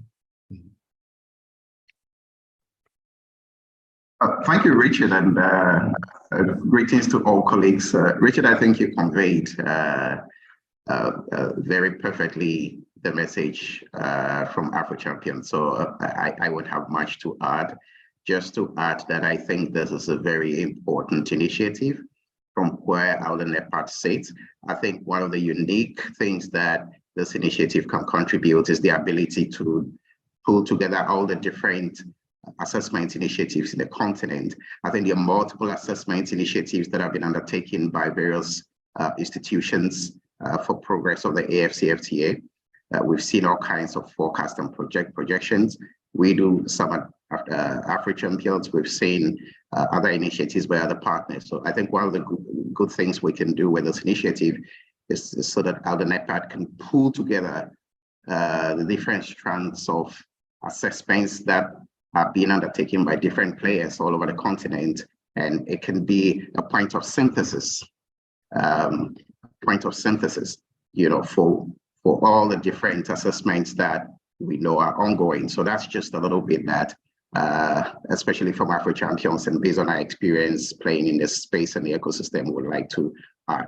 So thank you again for the invitation, and we look forward to providing any support and contribution we can to make this a success.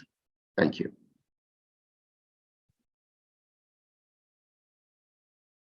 Thank you very much, Afro Champions. And we move to, I believe there is a representative of ITC online. Okay.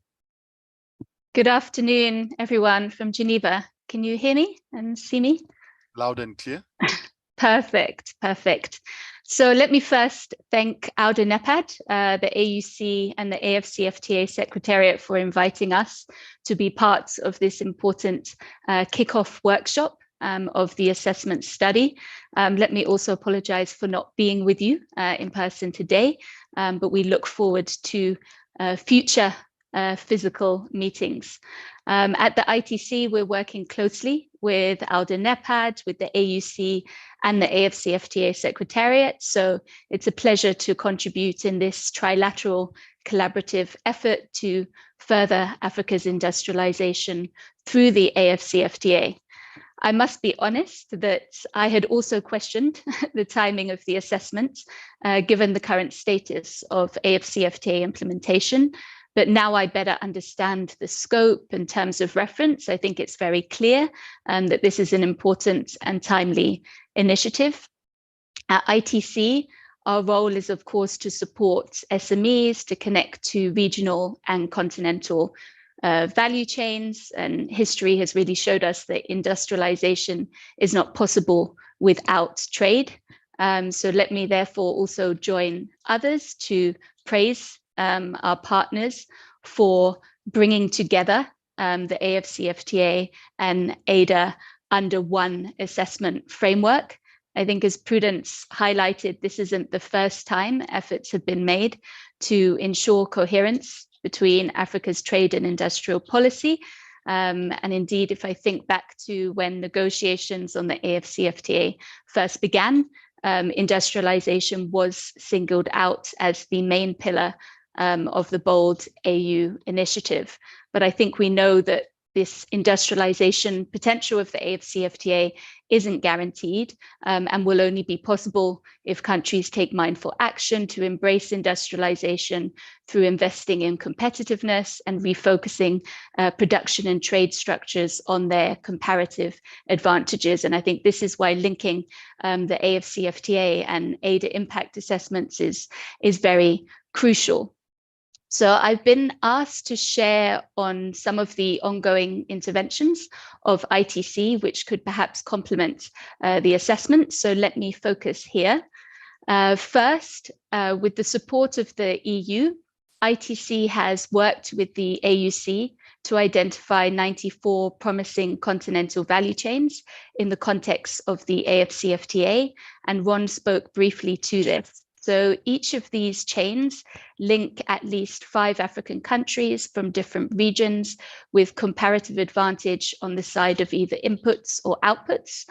And to bring these priority value chains to life, we're now working with the AUC towards developing continental action plans that identify specific constraints at the sub-value chain and national level for smooth and sustainable trade along the trade corridors, and also shaping recommendations to develop concrete activities to help companies unleash the identified opportunities. So I believe that the consultations and firm surveys that we're rolling out to inform these action plans could offer interesting and complementary insights for the AFCFTA IDA impact assessment.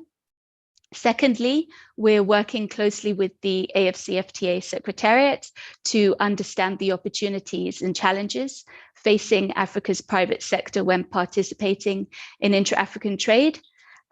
The Auda NEPAD concept note highlights the critical importance to track impact on the private sector with a focus on MSMEs, as well as develop a vulnerability and opportunity matrix that evaluates how youth, women, and rural areas are affected by trade and industrialization initiatives. So last year, we worked with the AFCFTA Secretariat to support a private sector mapping exercise. And this essentially profiled and analyzed the competitiveness of African firms and regional and continental business support organizations in the context of the AFCFTA. This was informed by ITC's SME competitiveness surveys, NTM surveys, and a tailored survey to understand the priorities and needs of BSOs under the AFCFTA. So I think this mapping exercise may offer interesting insights for the private sector pillar of the assessment exercise. In addition, with the support of Afreximbank, who of course are in the room with you, ITC has developed and rolled out a dedicated online training on how to export with the AFCFTA to equip MSMEs to take advantage of intra-African trade opportunities. So we've now trained over 10,000 small businesses in this curriculum, and also organized complementary national AFCFTA training workshops and masterclasses for women and youth entrepreneurs. So a critical priority for us is to track the MSMEs that we support through AFCFTA focused capacity building initiatives. And this has also helped us to garner insights into how many have now traded under the AFCFTA guided trade initiative and the opportunities and challenges they've faced. So we would be very happy to also see how we can best share this information to contribute to the assessment process. And then finally, and specifically on the proposed vulnerability and opportunity matrix, we know that creating inclusive policies and practices that support women and youth participation in trade requires sound data and statistics. But in many countries, gender disaggregated and youth disaggregated data in trade either isn't collected or isn't well analyzed. So with this challenge in mind, over the previous few years, ITC has developed the SheTrades Outlook, which essentially compiles extensive data from countries to assess the level of women's empowerment across 6 areas: trade policy, skills, legal and regulatory frameworks, finance, business environments, and the society. And we have data for 25 African countries now, and this perhaps could be interesting for the assessment component focused on evaluating how women are affected by trade and industrialization initiatives. So let me just wrap up with a final few pointers. So I was also asked to share what support ITC may be able to contribute to the assessment process. So here I can first underscore that we are fully committed to supporting ALDA-NEPAD, AUC, and the AFCFTA Secretariat to deliver on this action of the Niamey Declaration. ITC houses a host of technical sections with expertise and experience on policy design, guideline development, trade and market intelligence, and impact assessment. So I sit at the Office for Africa, but would be happy to see how we can best coordinate relevant expertise in-house to add value to this process. I understand that an envisaged next step reflected in the concept note is to deliver country-specific capacity building programs for countries that have completed their impact assessments and are ready to implement the recommendations. So as a trade-related technical assistance agency, we have a full range of products and services to promote MSME competitiveness and value chain development. So we'd certainly be happy to work with you to design and implement this capacity building action. We do have some specific comments on the TOR and concept note, but in the interest of time, we will submit these through the Secretariat. Thank you.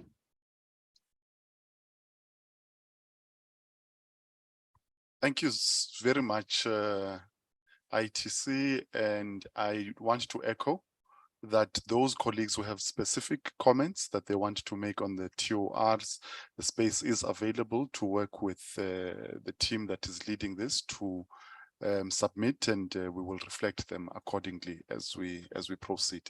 So thank you very much for that. And I think next we have Jaika, who is in the room with us. who are in the room with us. So the floor is yours. Thank you so much. Yeah, thank you very much, Chair. Excellencies, ladies and gentlemen, first of all, I would like to express my sincere gratitude for AUDA NEPAD for kindly extending the invitation to this session to JICA. Again, my name is Kyohei Miyoshi, Senior Representative of JICA Rwanda office here in Kigali. It is indeed my great honor to participate in this session from JICA, the development agency of Japan. I would like to take this opportunity to share with you that JICA has been proudly co-working with AUDA NEPAD since its inception, especially after signing the first MOC in 2014. We are working together to build the African future in 5 different key areas of cooperation. Regional integration, promotion of AIDA, particularly through Africa Kaizen Initiative, Initiative for Food and Nutrition Security in Africa, homegrown solutions, and research. It is also my pleasure to share with you that this year marks the 30th anniversary of TICAD, a Japan-led international conference aiming to promote Africa's development, peace, and security through strengthening relations in multilateral cooperation and partnership. It makes this year even more special that we initiate this monumental effort to scale the impact of AFCFTA and AIDA. For 30 years, under the framework of TICAD, JICA has been promoting partnerships in development projects in Africa. For example, here in Rwanda, JICA supported Rwanda and Tanzania's effort to introduce one-stop border post facilities in Rusumo border, which is part of Central Corridor Mr. Prudence mentioned in the presentation before. This one-stop border post shortened the processing time at the border, and I strongly believe this project contributed toward the regional integration. Now, with AFCFTA being the boost for intra-African trade within this continent, which is the largest free trade area in the world, as well as AIDA being the normative framework for continental industrialization. It is not too much to say that these 2 key frameworks are the wheels of economic development that carry African continent forward. Also, this should be highlighted that this AFCFTA AIDA impact assessment study is the embodiment of the aforementioned TICAD philosophy, Africa's ownership that exemplify the concept of for Africa, by Africa, of Africa. At JICA, we are happy to support the first implementation phase, development of standard assessment guide as a part of the AFCFTA AIDA impact assessment study, which will show the leading path for the countries in Africa toward Agenda 2063. Finally, JICA has been supporting development projects in Africa for more than 6 decades, but I would say the degree of expectations from Japan to Africa has never been higher before. Ladies and gentlemen, JICA continues to be a proud co-creator of the African future toward 2063, together with the partners of African countries, organizations, as well as other international society. Thank you very much. Murakoze-chan. Thank you very much, Mr. Miyoshi. All right, thank you very much for that. We move swiftly to UNECA, Dr. Desta. Yes, thank you, Chair. Colleagues, good afternoon. This is afternoon or morning here? It's afternoon already. Very good. And let me also thank Auda NEPAD for the invitation that has been extended to us.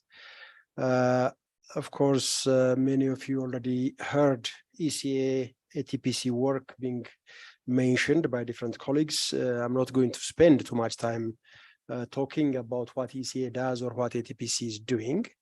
But because we are talking about the impact of the FCFTA, I think I should mention some of the modeling work that's being done at the Africa Trade Policy Center, which has demonstrated the significant developmental implication of the FCFTA in terms of collective African GDP, in terms of intra-Africa trade, in terms of poverty reduction, and so on and so forth.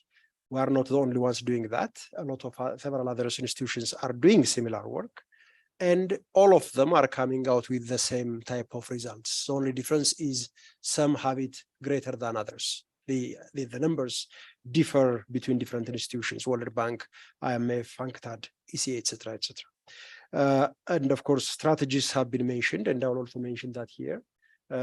With the support of the European Union, we have been supporting our member states, the AFCFTA state parties, and those that are not even yet state parties, technically speaking, in the development of national strategies. So far, about 31 countries have adopted, validated strategies that should be in the process of implementation. Another 9 or 10 are at different stages in the process, and we are also supporting regional economic communities develop their own strategies, exactly for the reasons mentioned earlier, because the regional economic communities have a role to play in that area. So where do we see the challenge? Of course, as always, it is the implementation that is, I think, the real issue that we all have to work on to deal with. So when I'm going to talk about the proposal that was presented by Dr. Mustafa here, because I believe the purpose of this meeting really is to exchange views in order to help improve the direction, to identify the issues, I think. To deal with that thinking that I will be going into the details of it. We're bringing the FCFTA and IDA together. They are separated by around 10 years. FCFTA was adopted in the same building in 2018. It was an exciting moment. I was there as well, as many of us here. Whereas IDA was adopted 10 years before that. Now, what kind of relationship are we trying to establish between these two instruments is a question that I would like to ask. And the two are very different instruments as well.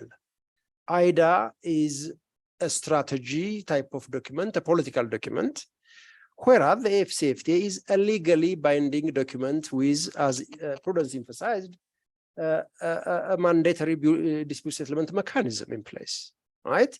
What exactly are we trying to establish between the two? And yes, the relationship between industrialization and trade, regardless of the instruments, should be very clear by now to all of us, I think. I look at them as there is a reciprocal relationship in which they are mutually reinforcing. More trade or the creation of a huge market, single market, like the one we're trying to create through the FCFTA with 1.4 billion people, it should be a good reason for an investor to come and invest in the manufacturing of products within Africa, meeting the rules of origin requirements that we have said. As soon as that happens, we're talking about industrialization, right? So there is that natural linkage between the two. And of course, the more industrialization happens, the more intra-Africa trade will happen because we have the productive capacity, no production, no trade, naturally.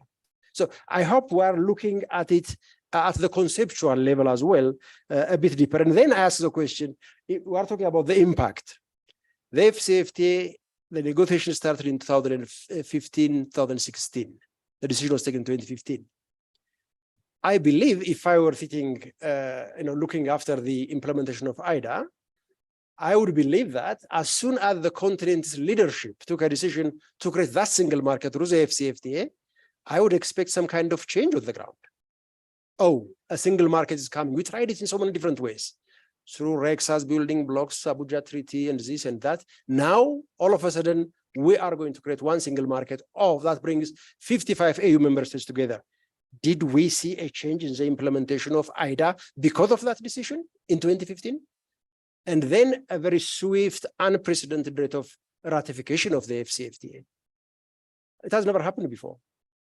Okay, 44 countries signed it in this building on the day of adoption. Now we have 47, as Prudence showed us earlier. That hasn't happened before in the continent's history, or for a major economic agreement of this nature. I mean, I'm not talking about the AU Constitutive Act. Okay, so now since then, yes, we have had our problems, but did we see a change? I mean, I hope this kind of investigation will ask difficult questions, asking, did the coming into force of the AFCFTA actually change? Did it produce any change on the ground in terms of our industrialization? I hope we'll ask that question. This is the sort of thing that I was thinking that would be asking as part of this exercise. Then the question of what is the time frame within which this impact assessment is going to take place? It's going to start in 2015 when the decision was taken, in 2018 when it was adopted, in 2019 May when it entered into force, or 2021 January when actual trading started, or 2022 October when GTI, actual trade under the Guide Trade Initiative, happened. These are the kinds of very detailed kind of analysis discussions that I hope we are going to see. Then we talk about the AFCFTA. Of course, the AFCFTA is, the member states, the AFCFTA is the legal instruments, the institutions, and everything. If you ask the question of what are the intermediaries between trade and industrialization in legal industrial terms, Prudence earlier mentioned several protocols, but the protocol on investment and the protocol on intellectual property come to mind here because of their direct relevance to industrialization. So are we covering those specifically? Because the purpose of the investment protocol is to encourage the free movement of capital across borders within Africa, whereas IP is also there to facilitate transfer of technology, for example. So are we bringing those out, even if I know they have not entered into force? It is the kind of thing that we are looking at, a question that I would like to just ask. Of course, I mentioned it already earlier, but from my notes, I was saying, did IDA, which was 10 years older than AFCFTA, did IDA actually notice the birth of the AFCFTA in terms of its actual impact? And then, Mustafa, you spoke about the specific purposes of this project, and one of which was to conduct an assessment of IDA and AFCFTA in terms of their strengths and weaknesses, right? Which means, you are going to look at these two initiatives, these two strategies, and in the case of the AFCFTA, it is not a strategy, it's more than a strategy, a binding legal document. Can we expect the product of this investigation, for example, to feed into the mandatory AFCFTA review under Article 28, which is required to take place 5 years after its entry into force? If you look at Article 28 of the AFCFTA agreement, it specifically says state parties shall undertake a review of the AFCFTA based on the experience of the past 5 years. The first one is going to take place next year. Maybe this is an opportunity for us to inform that review process, I believe, in the context of industrialization, but also on its own.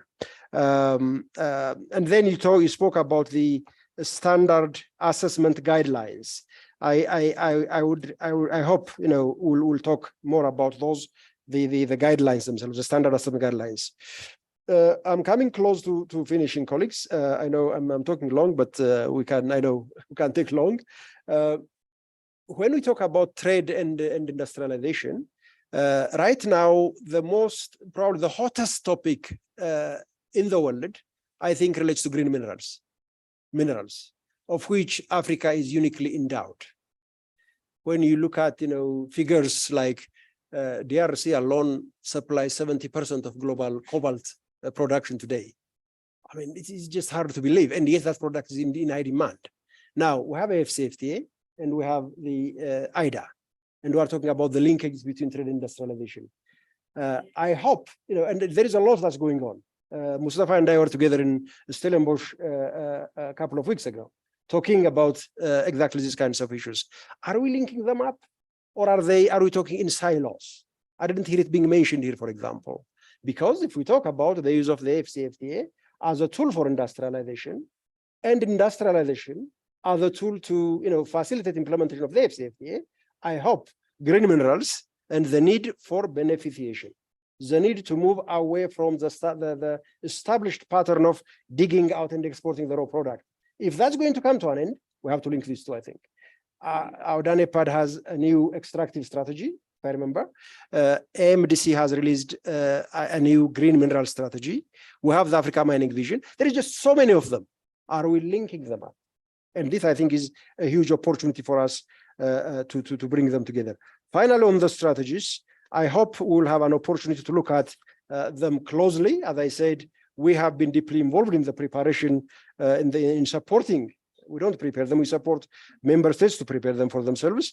But I hope we'll be able to look at them very carefully, because maybe the train has gone in this area, but those strategies are not dead documents.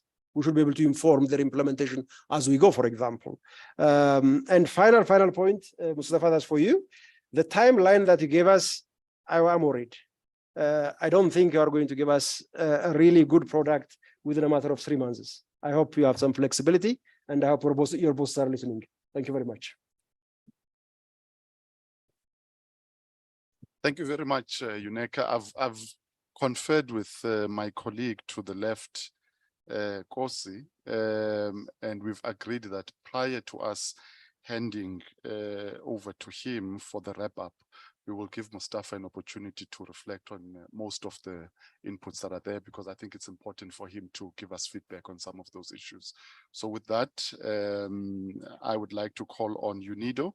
I believe that there's a colleague who is online who is going to give us the input from UNIDO. The floor is yours. Thank you very much, colleague, for the meeting. So I stand to support my colleague, Andre Habimana, who is in the field there. But I think that given the fact that I've been involved in the process for quite some time now, I think we found it useful for me to take the floor. First of all, I would like to thank ODA NEPAD, AUC, and other AFT Secretariat and other AU organs for organizing this very important meeting. So is the occasion also for us to thank the other partner for their contribution, for their support in the dynamic ongoing in the continent. For UNIDO, in fact, this exercise is a long due, and we are very happy that finally we are going to undertake the impact assessment of notably the IDA is taking place. As Ron mentioned earlier, is in 2008 that the IDA was adopted with the technical assistance of UNIDO. So it was at the 10th Ordinary Assembly session of the Africa Union. And I recall that in 2012, at the 18th session, UNIDO Director General at that time, Mr. Kande Eyumkela, had the opportunity to address the head of state, where he advocated the concept of intra-industry trade within Africa. In fact, to reflect the segmentation of the industrial production around the globe. You talk about the globalization of value chain. What we can say today, the Africanization of Africa, Africa value chain. I think it was important and also very important at that session. Why I'm referring to that session? Because I think the head of state adopted the decision to accelerate the negotiation of the AFCFTA, but they also adopted the action, the BIAT action plan, the Boost Intra-African Trade action plan. I think it was clear that in the spirit of the head of state, the AFCFTA, it was envisaged that the AFCFTA be implemented together with the BIAT, the IDA, and the PIDA. I think it was clear. And also to stress a bit, to stress on what Prudence said, that we cannot separate, if we really want to move in a harmonious way, the AFCFTA, the legal framework, with the infrastructure and trade industries. I think all these pillars have to go together. That's why I think in our discussion, the preparation, the decision of the summit pinpoint the need to really assess the impact of the AFCFTA and also IDA. But this cannot go along without assessing also later on or simultaneously taking into account also the move towards the implementation of the PIDA. I think is key, and we are welcome that the implementation of those decisions is ongoing, particularly the assessment study. Straight after the decision of the summit in Niamey, UNIDO engaged to develop a new strategy for Africa, its own strategy, how to work in Africa, given the new context. Our colleague from ECA highlighted a very important point, what adjustment has been made to the industrialization framework or policy, given the new legal framework. In the new UNIDO strategy, in fact, we try to integrate, to take into account this change in two or three aspects. I will not highlight the focus area of the strategy, but three of the six focus area touch a bit on this aspect. The first of it is about enhancing firm industry level productivity for productive transformation. I think in the context of the AFCFTA, we need really to transform the zone in the manufacturing zone. For that, we need to really engage in a productive transformation. There's another pillar that relates to supporting AFCFTA implementation for regional productive integration. I think we have to consider to go beyond the production at the national level and be able to develop our regional productive system, regional productive integration. When we talk about regional integration, we generally talk about economic integration, trade integration, environmental, and so forth. But we also have to highlight to really take into account this aspect of industrial production, talking about the regional productive integration, and the new strategy, in fact, also taking into account the change into the environment. And the other focus area we mentioned is about the partnership, the financing, and among the cooperation, among other, leveraging the EU flagship initiative. Because having supported the design of the IDA, the establishment, the mechanism, the management and the oversight mechanism was established. So we saw along through the different review, the gaps in implementation. The gaps in implementation, why we see that the frameworks are more or less relevant. So the issue of how to address it, action, resources, etc. And so this study, the impact study, came really on time because it will be very helpful. In terms of the context, Mustafa highlighted two aspects of the context that are real. We have the summit. He also mentioned, I think there was another point, but I think we also have to consider the existing and emerging disruptive and enabling factors.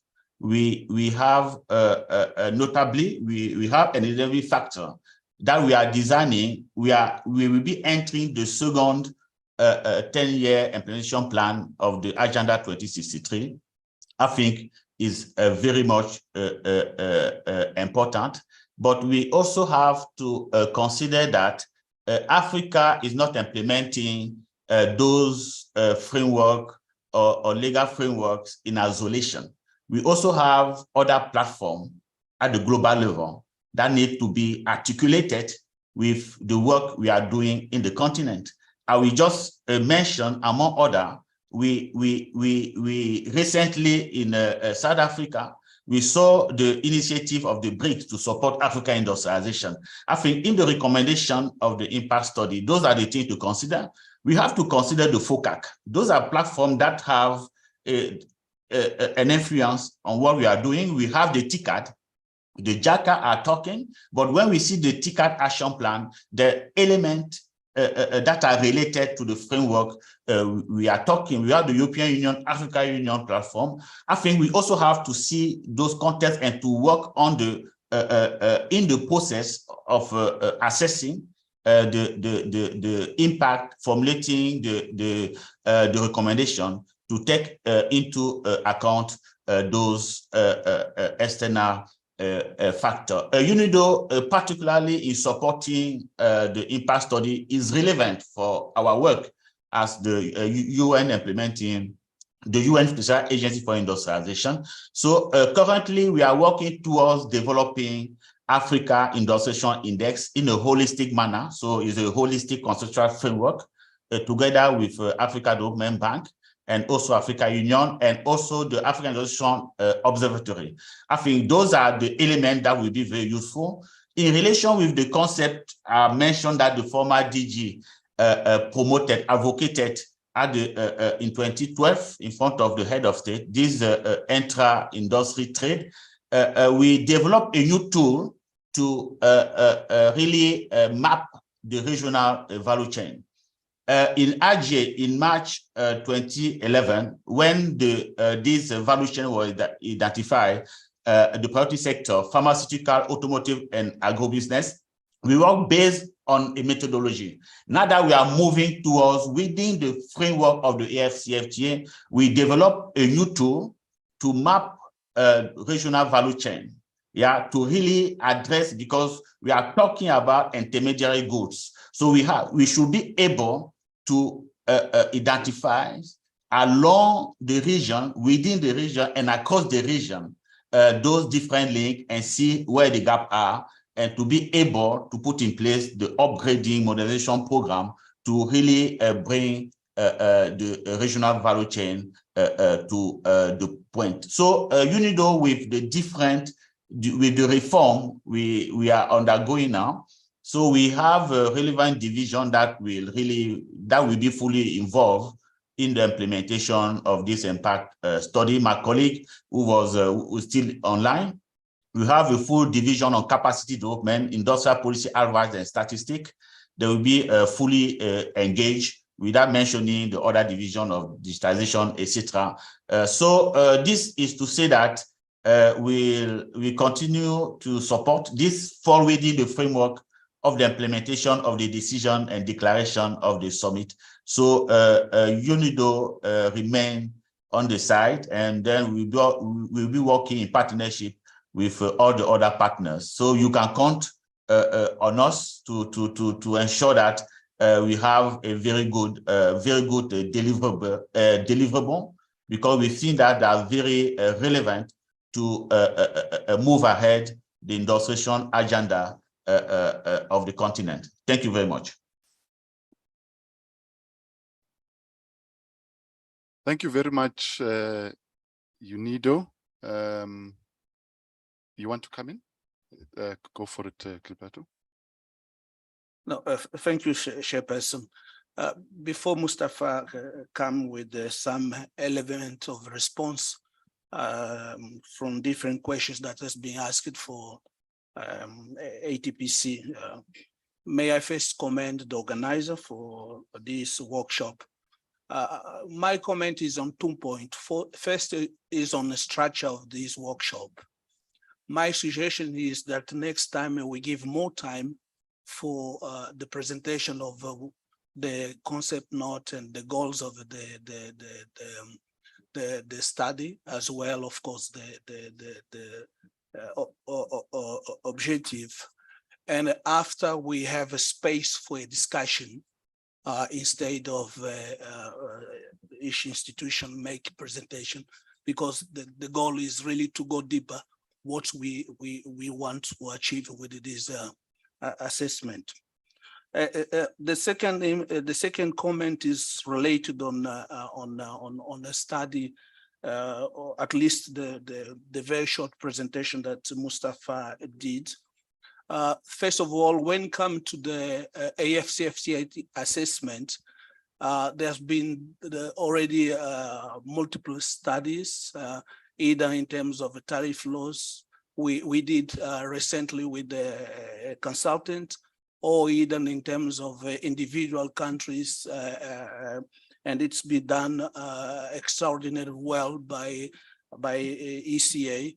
I just got information that is almost 40 countries that have already assessment in terms of the potential risk, cost opportunity, cost adjustment, and the requirement in terms of actions that feed the strategy.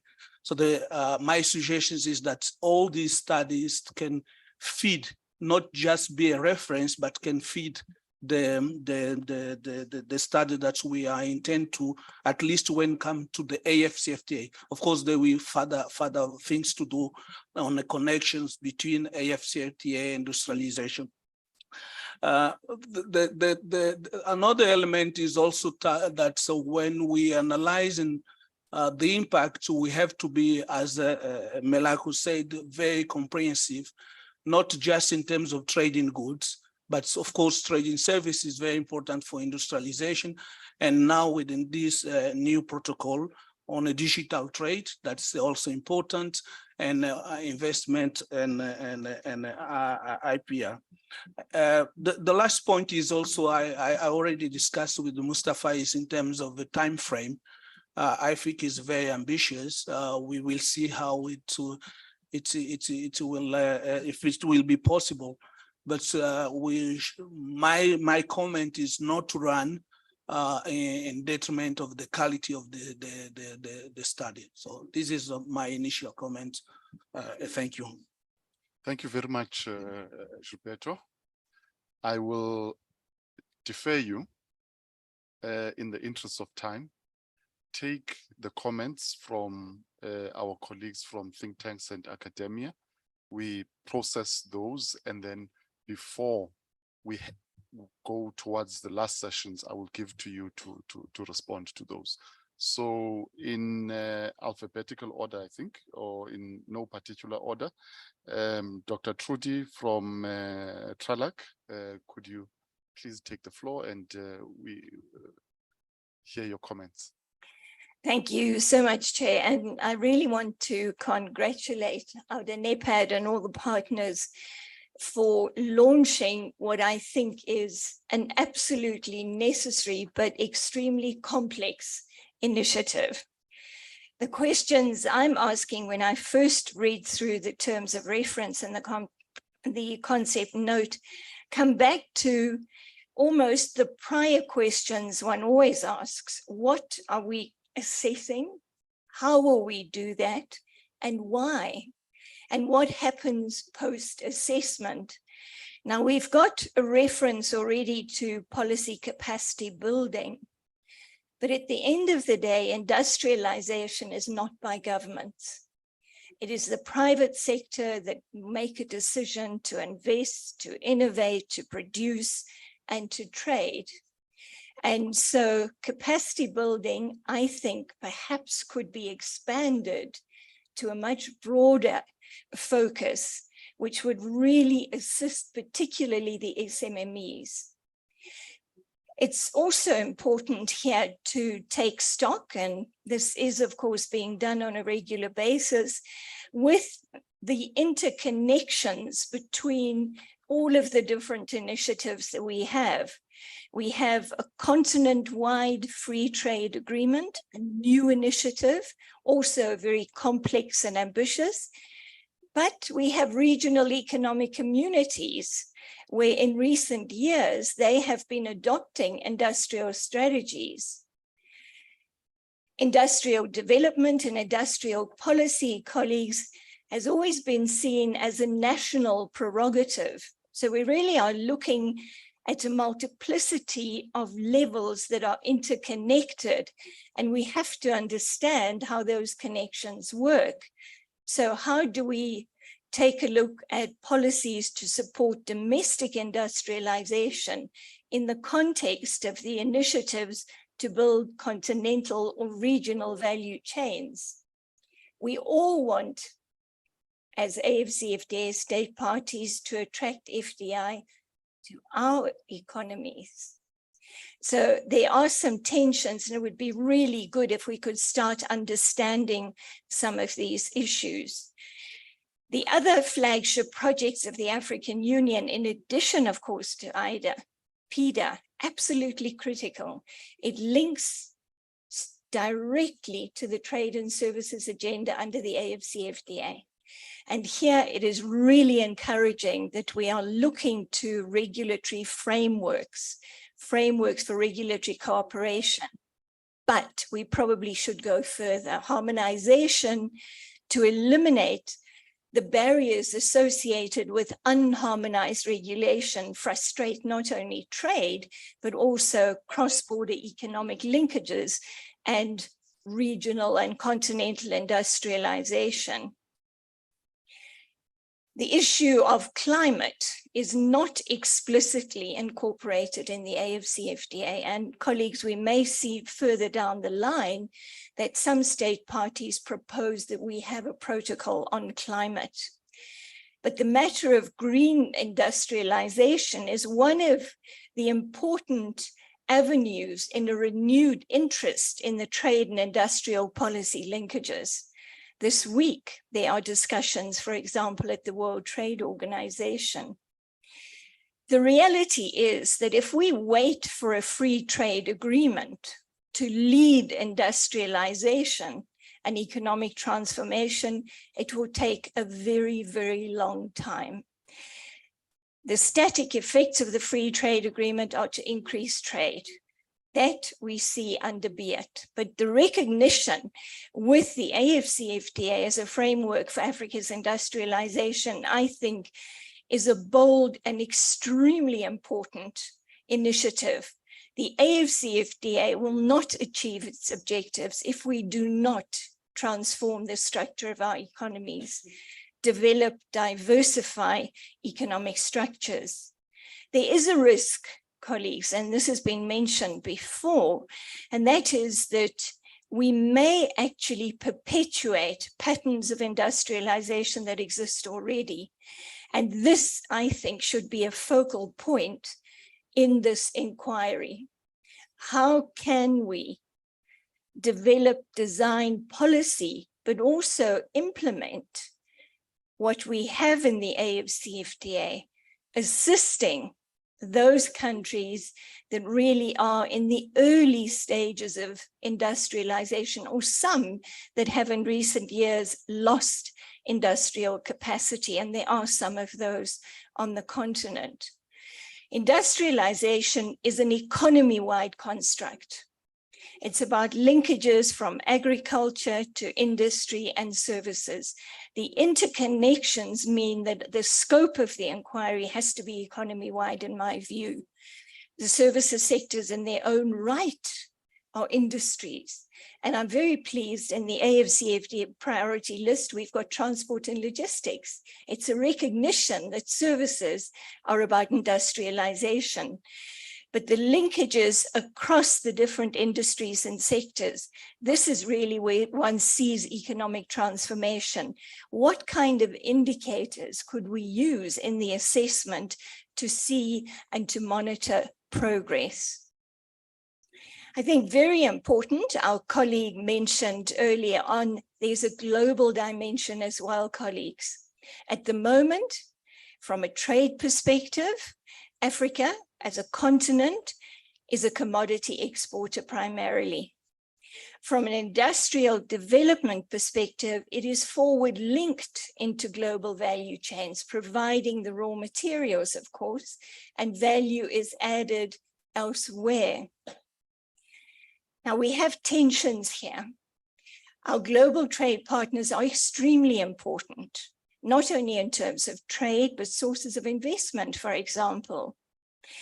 But imports of competitively produced and sometimes subsidized products or services may well challenge our industrialization initiatives and frustrate particularly the smaller economies that are dealing with the early phases of industrialization. How can we assess that so that we have a warning system in place to be able to assist through appropriate policy capacity development, but also to assist the enterprises? The AFCFTA colleagues will impact industrialization through many, many pathways. Market access issues, tariffs, rules of origin, and I really want to pause here. We see that there are two sectors where we are still negotiating the rules which will determine origin of those products. Colleagues, we've got to be careful here. In a more developed region, we may well recommend strict rules of origin because sufficient input supply may be available in order to promote regional value chain connections to develop. If you do not have that supply capacity, colleagues, you will not only frustrate industrialization, but also trade. Look at the SADC rules of origin on clothing and textiles. Very important, we are incorporating very important instruments in the AFCFTA. I want to focus also on intellectual property rights in the industrialization equation and our impact assessment. Colleagues, we still have an opportunity because we've got to negotiate some 7 or 8 annexes, Prudence. I think it may well be 8 annexes to the Protocol on Intellectual Property Rights. I would go as far as to say that the intellectual property rights regimes that we have globally have been designed for developed country needs. We have an opportunity here to design something which is appropriate for Africa's industrialization. And this means one has to look at the instruments themselves.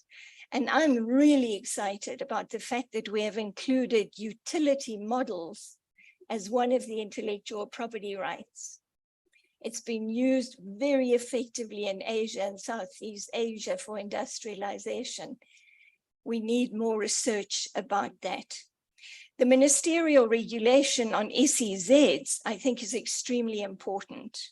We're all offering some kind of incentives to producers, but there are inherent challenges and tensions, and we need to understand through the impact assessment what those challenges are and what we need to do about them. Usually SEZs are to attract foreign direct investment, and the goods usually are not for sale in the domestic market, so we have checks and balances. We need to look very carefully at this ministerial regulation that we have crafted because it is subject to the market access provisions. In other words, the goods can be traded under AFCFTA preferences, but it's also subject to all the checks and balances such as trade remedies and safeguards. So I think really understanding and shaping an impact assessment that will be able to assess the impact of that very carefully crafted instrument is going to be extremely important. The matter of competitiveness, and I think Lily has spoken about this in the work of the ITC, is something we need to understand. What are the foundational requirements for industrialization that have perhaps not as much to do with trade agreements and the AFCFTA, but with domestic governance, the role of government, and many other national level issues? And I'm thinking here of, for example, energy security. The generation of renewable energy has become a particularly important focus, but across the continent, as a continent, we do not have energy security. Without energy security, we limit the capacity to industrialize, including in the digital economy opportunities. And I think that's particularly important, but we also limit opportunities to trade. So how do we accommodate those foundational requirements for industrialization?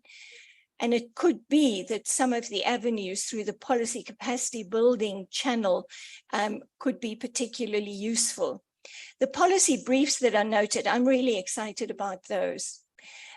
I think perhaps it should not only be about policy though, but about success stories. Because very often we do find that there are cases where an entrepreneur, an investor, or an existing company takes a risk and develops a new product or service, as the case may be. What are the lessons we can learn from that? I think that would be very important. My final point is on data. And I think at the end of the day, obviously the impact assessment will have to have some indicators. We need to test them to make sure they are robust and that they measure what we want to measure. But the data conundrum goes much further than that. And here, trade data, colleagues, does not have the markers for gender and youth. We don't know who the traders are. Value chain data, very, very difficult. There's the UNIDA databases, EORA for UNTAD, and so on. But how do you bring that together with enterprise level data where the decisions are made for industrialization? And I think here the surveys that Lily has also referred to are extremely important at TRALAC. We're doing surveys across the continent focusing on SMMEs and challenges to cross-border trade. We've now got 38 countries and well over 500 survey responses. And we're asking very specific issues related to women and youth participation in cross-border value chains and trade. Thank you so much. Thank you very much. I think we are arriving where we were going in terms of the reflections and the thoughts in relation to the proposed study itself. So I was whispering to Kosi next to me to say that you've got a tough job ahead of you. So Kosi and Mustafa will come in a little bit later on. But for now, can we please take Professor Gottschalk? Thank you very much, Dr. Sipuka. I don't know if you can see me. Yeah, okay. So thank you very much for the invite. It's a pleasure to be here. I've been accompanying this whole workshop now. I've been learning a lot from you. I think this impact assessment is a great initiative, a very necessary one. I think it's well thought through, clearly defined objectives, clearly defined deliverables. And so I feel very encouraged by also everything that I've heard today. So I'll shorten my points, try to be as brief as I can, and start by saying that the way I see that Africa has the natural resources, Africa has the human resources, Africa has accumulated scientific capabilities, and even a point I want to come back later, it has the capacities to be able to be, well, perhaps the next China, the China of the 21st century, or at least the China of the second half of 21st century. Of course, that how to deal with all these resources Africa has, it's an issue of distribution across the continent, so that's something to think about. But if Africa manages well, these two pieces we're discussing today, these two regional initiatives, the accelerating industrial development and the free trade area, if it manages that well in a competent way, so why not? Why not to become the next China, the China of the 21st century? Now, unlike China, I think that's a very important point. Africa is not a country. Africa is a region with 55 countries. So it's really vital that it seeks this regional integration, that it seeks to establish this united market. And that's, of course, a big challenge.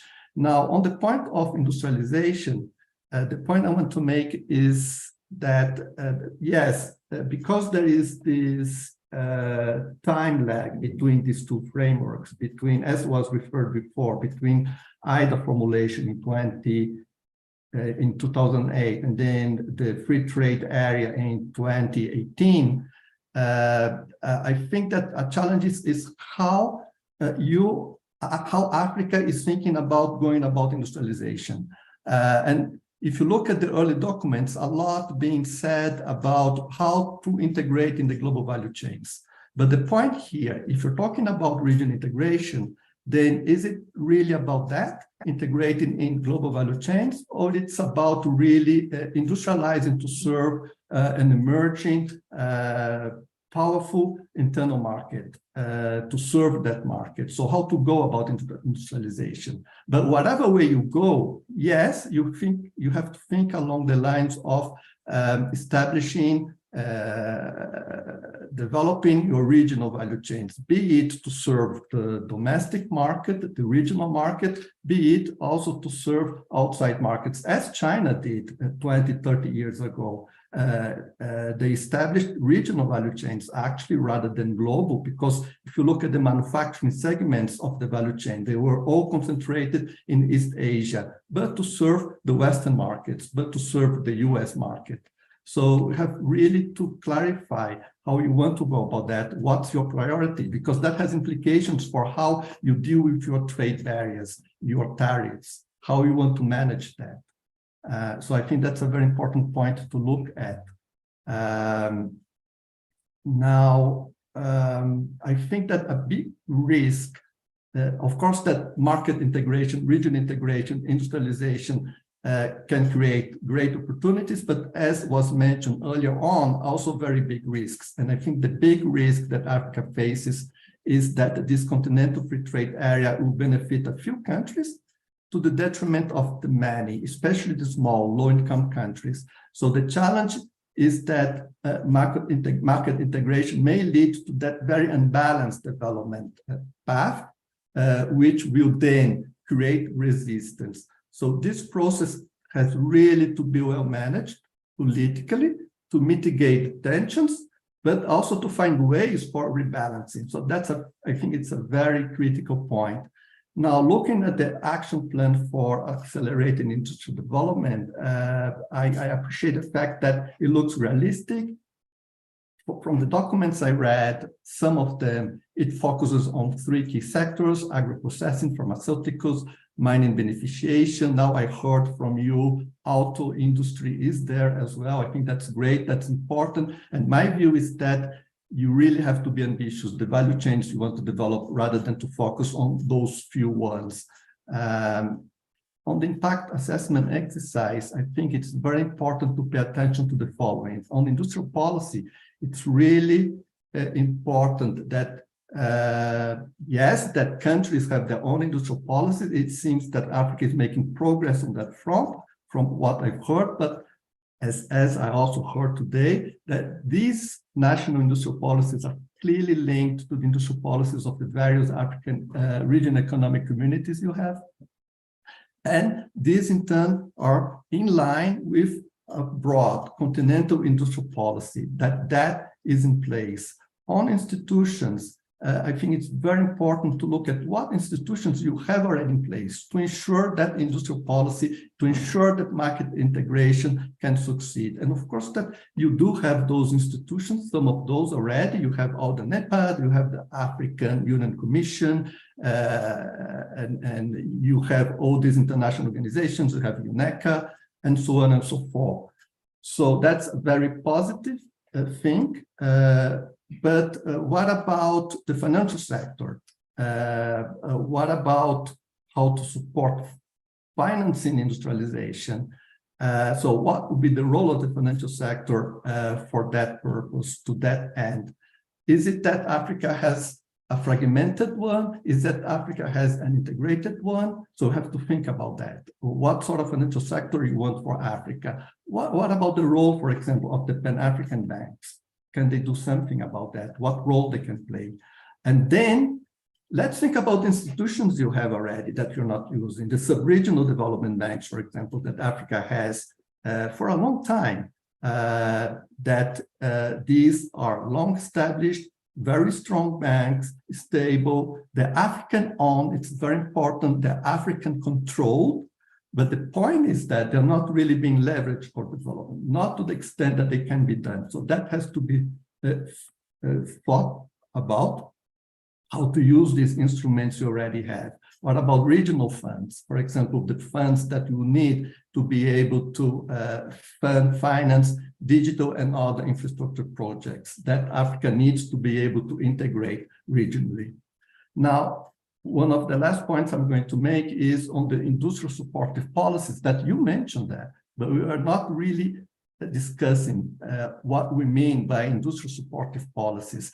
And very important to have industrial support macroeconomic policy framework, like China did in the past, that we had a macroeconomic policy framework that was there to support industrialization. What we hear in Africa is that we need macroeconomic stability, which is great, but is that enough to support industrialization? Is that sort of macro policy you need to be able to support industrialization? So the question is, what kind of macroeconomic policy framework is really supportive of industrialization? What you have in place today, the question is it supportive to industrialization? That's a big challenge for Africa, because again, Africa is not a country, it's a continent. So it needs to align its various macroeconomic policy frameworks. It needs a common or aligned exchange rate policy. It needs coordinated monetary policy. It needs coherent fiscal policy. So how to go about that? We have to think about those things.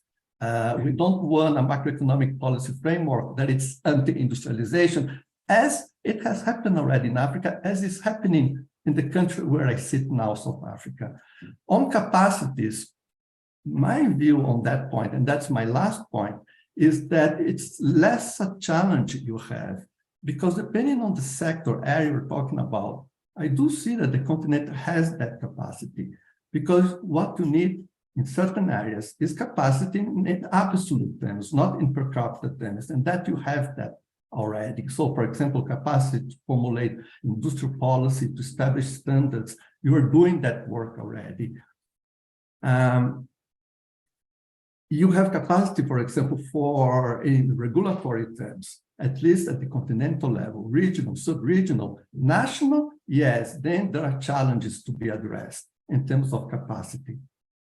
Now, where perhaps capacity is important in per capita terms is, for example, on what we read from the documents on managerial capacity. If you want to go that route, more on incentivizing SMEs, then that's needed. In my personal view is that that's not a precondition, because that sort of capacity you're going to build by or from learning by doing. Where I think the biggest challenge is to be able to go through that process successfully is political leadership at the regional level for thinking, for strategizing, and for implementing. So I stop that. Thank you very much.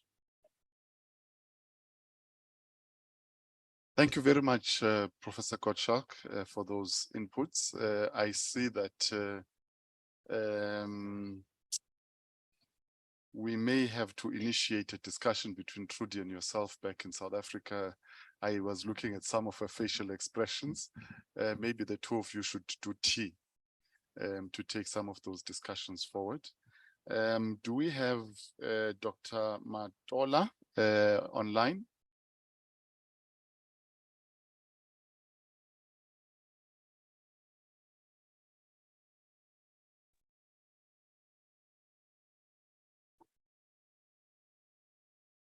Dr. Matola? If you are speaking, we can't hear you. It's not him. All right. All right. Let's then move on to the next presenter from Tshwane University of Technology, Professor Agbe Tokun.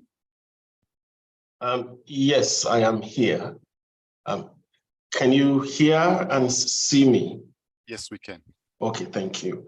Just a very quick point. I visit Tshwane University of Technology, but my primary affiliation is with the National Center for Technology Management, which is a policy research institute in Nigeria. I also visit, I'm also affiliated with the UK university, that's De Montfort University. So I just thought it's useful to mention that. It's a pleasure to be here, and I'm actually quite familiar with the review of AIDA that Madam Ron from the AUC presented earlier. And I have, a good level of familiarity with the ongoing process that we're discussing here this afternoon. And it's a pleasure to listen to the conversation so far, particularly some of the feedback on the process. And I quite share a lot of the sentiment. So I would not repeat anything that has been said. While some of the earlier speakers were making their points, I was quickly checking my notes to update it dynamically, just so that any point I wanted to make that has been made, I will not repeat them. And I've also had the opportunity of providing some feedback on the process and on some of the documents earlier in conversations between myself and Mustafa. But just 2 quick points that I want to make, because now I see that we're also getting pressed for time. We all agree that industrialization is key for the continent. And I did hear it said earlier, the offset in timing between AIDA and AFCFTA, from my own practitioner and academic perspective, after several years of studying policies across different parts of Africa and other parts of the world, I do know for a fact that the fact that AFCFTA and AIDA have started at widely different periods in Africa's drive towards the Africa we want under Agenda 2063 is not a desirable thing in and of itself, because by definition, whatever we do with trade, we should also consider doing from the industrialization angle. And whatever we do relating to industrialization, we should also consider doing from the trade angle.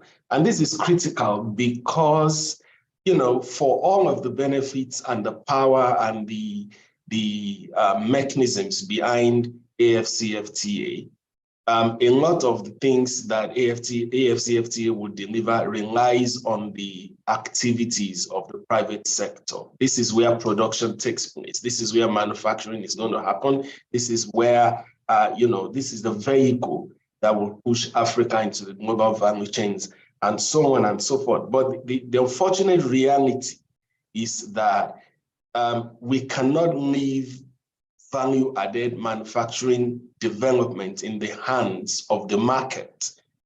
Market forces will simply not do well. And experience tells us that the state needs to be intentional in this process. This is why the very notion of industrial policy exists. And I think this is a key point where we need to begin to talk about how to build capacity. And I think this, for me, is also why it is very, very important and a very welcome development that the assessment that will be done of AIDA is taken alongside with that of AFCFTA and vice versa. Because, as Professor Mariana Mazzucato, London School of Economics, did a very brilliant work on this much earlier. She has a book that is titled The Entrepreneurial State, where she eloquently argues that if you leave the private sector to drive, industrial development in any part of the world, it simply does not work well. And why is that? Because the private sector will start by looking after itself. And that's why you see a lot of investments in African mining rather than manufacturing, particularly in countries where there are major infrastructural problems. As soon as there's any sign of problem, private sector will pull its investment and walk away. So if we want development, manufacturing, value-added industrialization in the key strategic sectors that have been identified under AFCFTA and under AIDA, the state, the instruments of the state need to be involved. And this is why I think it is very important to do these assessments together. And I also would like to make the point that this assessment needs to be done with the long term in mind. So we don't want to pick lessons that are only actionable in the short term, but also very useful in the long term. And the final point I will make relates to the mode of operationalizing the assessment that is to be done. Someone made the point earlier about whether this is the right time to assess the impact of AFCFTA, that potentially this is premature.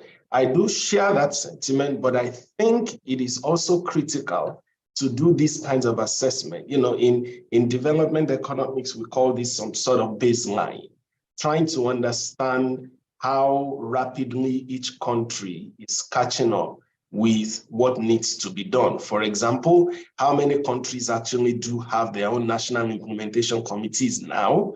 If they have, how did they manage to do that so quickly, given the relative recency of AFCFTA?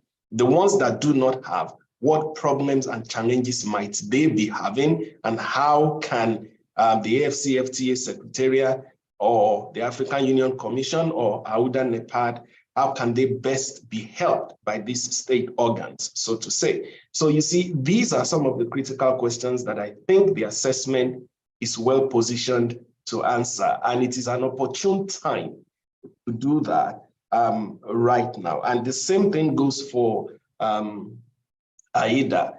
Now, one of the things I realized about AFCFTA, and also from the presentation made by the rep of the AFCFTA Secretariat earlier in the beginning of today's event, is that it's a very complex instrument in and of itself. There are so many moving parts. So how best can these moving parts be aligned, I think is a very critical question as well that needs to be answered in the assessment. And to close, I would like to commend an effort that was mentioned earlier, the SMART AFCFTA effort. This is a point that I wanted to make, that indeed it is very critical to have a one-stop shop for access to information, access to instruments, access to the current status of implementation of AFCFTA across different countries. And I do think that the SMART AFCFTA has the potential to do that. So I would like to see a kind of integration between what is going on in the AFCFTA Secretariat regarding the creation of that portal where information on AFCFTA can easily be gathered, and the assessment that we're talking about. So there's a lot of indicators, a lot of data, a lot of documents that will be produced. So where will be the one-stop shop where everyone who is interested, all relevant stakeholders, will get these kinds of information? I think that is very crucial. And the assessment also needs to consider the question of inclusiveness. So someone made a related point earlier about us being careful not making AFCFTA an elitist instrument, something that only the most competitive firms in the private sector or the most visible actors can engage in. We have to ensure that we're not leaving the youth behind. Bear in mind that the African population is really, really young. We have the youngest population across the entire world, and a big number or a big share of them are unemployed as we speak. Across Africa, average unemployment ranges between 7% and 30%. In some of the biggest countries, we have youth unemployment as high as 30%. So what that means is that some of the opportunities that AFCFTA represents, we might just miss them if it is not built to be inclusive from the ground of women. How do we ensure that women entrepreneurs are not left behind? These are critical questions that I believe that the assessment can answer. And it is an opportune time now. As I said in the beginning, it's good that these assessments are done now so that we know where are we falling behind and what do we need to be to move us towards where we need to be. If we stay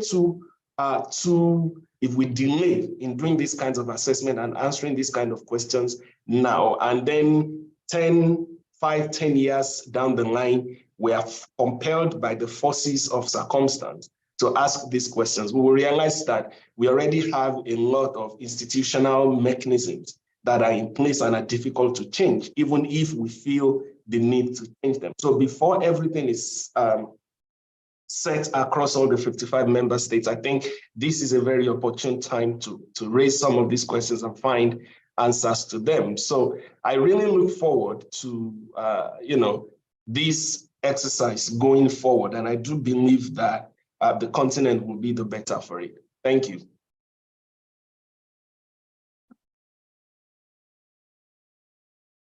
Thank you, Professor Obiodun Egbetu. We will come back to Dr. Matola. If Dr. Matola is there, please step in. I'm standing in for Chief of Staff.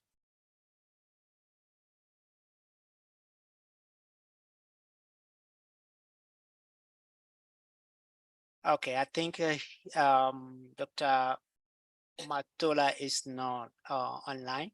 We will proceed with the next phase where we'll give the opportunity to Dr. Mustafa and myself to answer some of the questions and concerns that have been raised with regard to this complex study that we are undertaking.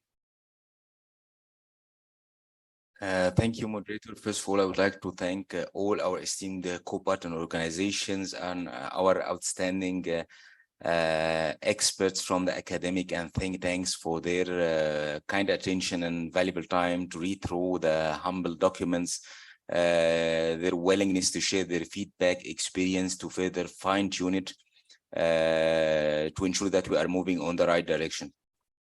Also, one more thing before I go in details regarding the comments and suggestions that were raised during the previous two sessions. I would like to assure that all suggestions and comments will be given due attention again to ensure that we are moving to the right directions. We are moving to use this project as a catalyst to further expedite the implementation, not only IDA and ACFTA, but also other relevant frameworks, either on the continental or regional or international level. Having said that, I would like to briefly raise some of the key issues that are raised and suggestions. First and foremost, the issue of the interlinkages between IDA and ACFTA along with other frameworks. As I mentioned, again, the intention is not to evaluate or assess the relevant opportunities and challenges of each of those frameworks in isolation of others. The intention is to evaluate the opportunities that emerge from the applying all these frameworks simultaneously. That's why we can see the co-partner organizations supporting this project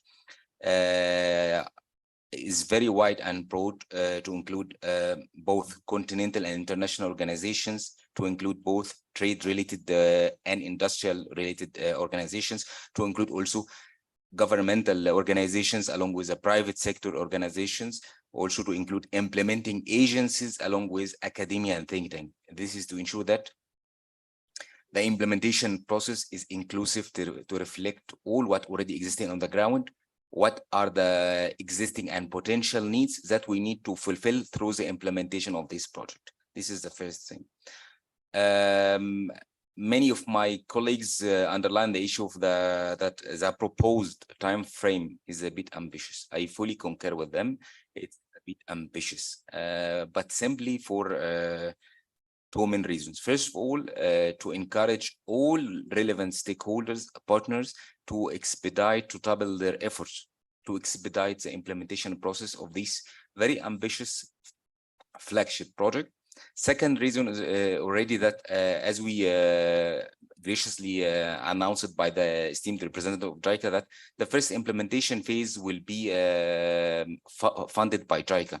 So we already engaged with the esteemed JICA regional office in South Africa. We already exchanged all the tentative documents. We already put in place all the paperwork that are required to proceed with this procurement process. So by the moment we get the political go-ahead, the approval to launch the first implementation phase, we can start implementing the procurement process immediately without any further delay. However, I would like to draw your kind of attention to two main issues. First of all, this proposed time frame is indicative, not binding.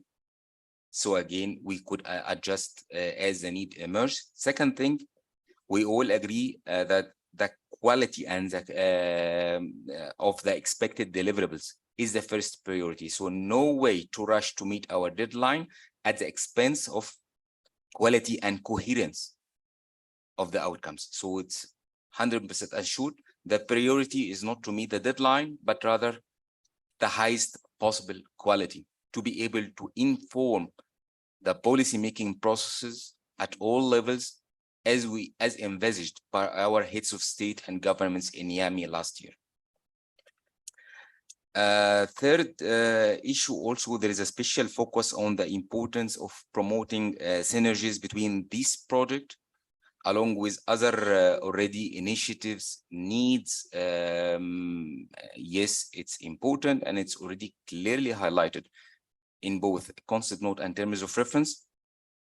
And actually we envisage not only to achieve these synergies across the variable co-partner organizations who keep conducting these technical working group regularly to monitor the progress and to advise and propose recommended action plans to fine-tune the directions, but also within each organization. So now I'm going to refer to the example of Outer NEPAD. Definitely we count on the outcomes of this project to inform other working streams led by Outer NEPAD and vice versa. So it's a bi-directional relations either across relevant stakeholders and partners and also within each organization and partner. Also, there is a couple of comments about the complexity of the scope of this project. Actually, I couldn't argue against this. It's extremely complex. So the question raised by Dr. Trudy, what we assess, how we assess, why we do it, it's very complex. Already during the interventions, various determinations were raised, including infrastructure, industrial productions and structures, trade and service, climate.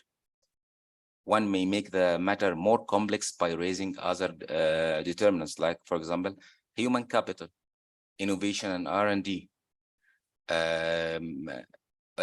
So the complexity of our project, the scope of our project is evident. That's why, again, we perceive the concept note of this project as a live, living document. This is not a fixed document or a static one. So we will keep updating as we go further in the implementation process. And as you may aware, we already had a couple of previous inter-organizational meetings.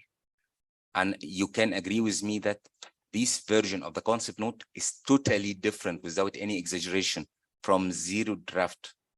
And I promise you, we will keep updating it till the last minute, till we fully realize this project. To ensure, again, the realization of this project is not a goal on itself, just as a catalyst for fulfilling other objectives. Also, I would like to raise the issue that the context of implementing the outcomes of this project could definitely vary across time, across countries. That's why, again, it's very important. And one of the key deliverables of this project is to lay the foundation for effective monitoring and evaluation framework. So at the end of the day, when we go assess country X and say that this country should take 1, 2, 3 actions, we need to keep monitoring whether this country has managed already to implement these recommended actions or not. If not, why? What is the real impact of putting these actions onto ground? And if there is any need for further amendments, we need to go for. So again, this is not a static assessment process. It's a dynamic one, let's put it that way. So laying the foundation for effective monitoring and evaluation framework is a key in this process. Also, in relation to the importance of the implementation, again, the goal is not just to fulfill or to meet the decision taken by our heads of state in Niamey last year, no, but rather just to make a significant change on ground. That's why, if you can notice in the methodology of implementing this project, we go beyond the desktop normal research to conduct a lot of interviews, questionnaires, and surveys with the real audience and stakeholders on the ground, just to inform the outcomes of this project along with implementing the outcomes in the same time. I fully concur with the need to highlight on the success stories and lessons learned, which is also one of the key objectives of this project. Definitely, it's important to learn from Asian economies, Latin America, how they did manage to expedite their internal trade, intra-trade across these regions, how they did manage to expedite their industrialization drive. But it's also equally important to learn from each other as an African continent. So again, the focus is not only to create policy recommendations, but also to share and disseminate lessons learned and best practices. I also concur with a recommendation mentioned that the detailed assessment reports should include micro policy actions. Yes, again, we envisage to create a coherent policy framework, including both macro and micro. And it's important for these policy actions to be implementable at all levels to achieve the change we are looking for. One more thing, the role of the private sector, it couldn't be overemphasized. It's critical. No way to speak about expedited implementation either of ACFTA or IDA or any other relevant framework without speaking about the role of private sector, cognizant of the fact that around 90% of economic activities in sub-Saharan Africa are led by private sector, particularly small and medium enterprises. So again, the core in make this assessment process, implementing the outcomes and monitoring and evaluating the impact should rely on the effective engagement with the private sector. And we can see that one of the co-partner organization is Afro-Champions to ensure that private sector is come on board, well informed, is already integral part of the process. This is in brief the key issues. Again, they will be given due attention to be well reflected in the documents to ensure that, again, it's the outcomes will reflect our own expectations. And again, I would like to assure you again, this is not once and off engagement with all relevant stakeholders. We will keep convening regularly, and definitely we will sit together again to discuss the inception report of the assessment standard assessment guideline to ensure that it will feature all the expectations and aspects that we need for. I submit, Chair. Thank you. Thank you, Mustafa. I think you answer all the question in terms of how we proceed in terms of this complex exercise we are going to. I'm moving to the next phase, and I don't want to stand between you and your lunch, so I will proceed quickly. So in terms of the takeaway of this one, I think we are all, we've agreed that we are interested and we have seen the objective of this exercise to ensure that this can boost the intra-Africa trade. And alluding to what our colleague from AFCA have mentioned, then one other aspect is the infrastructure aspect. That is very important. Development of trade is also important that we look at the infrastructure development of the continent to support that. I think these workshops also help us to understand the work and the role of AFCTA as developers of a regulatory framework and a protocol process for the services and trade facilitation and also the road to the journey, and or looking into what IDA as an engine has will be able to contribute to the realization of AFCTA. We also look at how the assessment will inform the various committee mentioned by our colleague from AFCTA in order to ensure that we have a better understanding, and also we engage them and they have a level of consultation that at a national and also national level with all the stakeholders, including also the RECs and the think tanks, to ensure that the decision and the discussion are done at the highest level. We also noticed that the impact study will help to inform the existing FCTA operational instrument.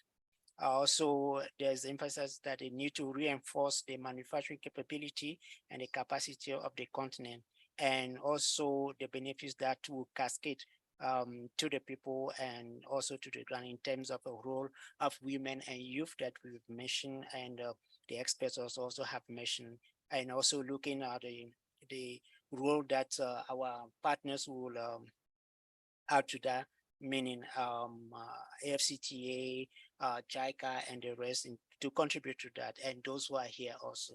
So also we want to looking at the various intervention, the appreciation to JICA in terms of the support that they have provided to undertake this study. And we're looking at how in the next 10 years, for instance, looking at the past 10 years of the implementation of IDA and what has been done versus the new AFCTA in terms of the impact study that has been done, and how we could strengthen some of the areas and to ensure that IDA is strengthened and that we are able to implement it. For instance, if you look into the FDI, for instance, it's not just the government, but it's a marriage between the government and the private sector to ensure that they work hand in hand to ensure that the development of the industrial part, for instance, or other industry are done in a manner that is sustainable.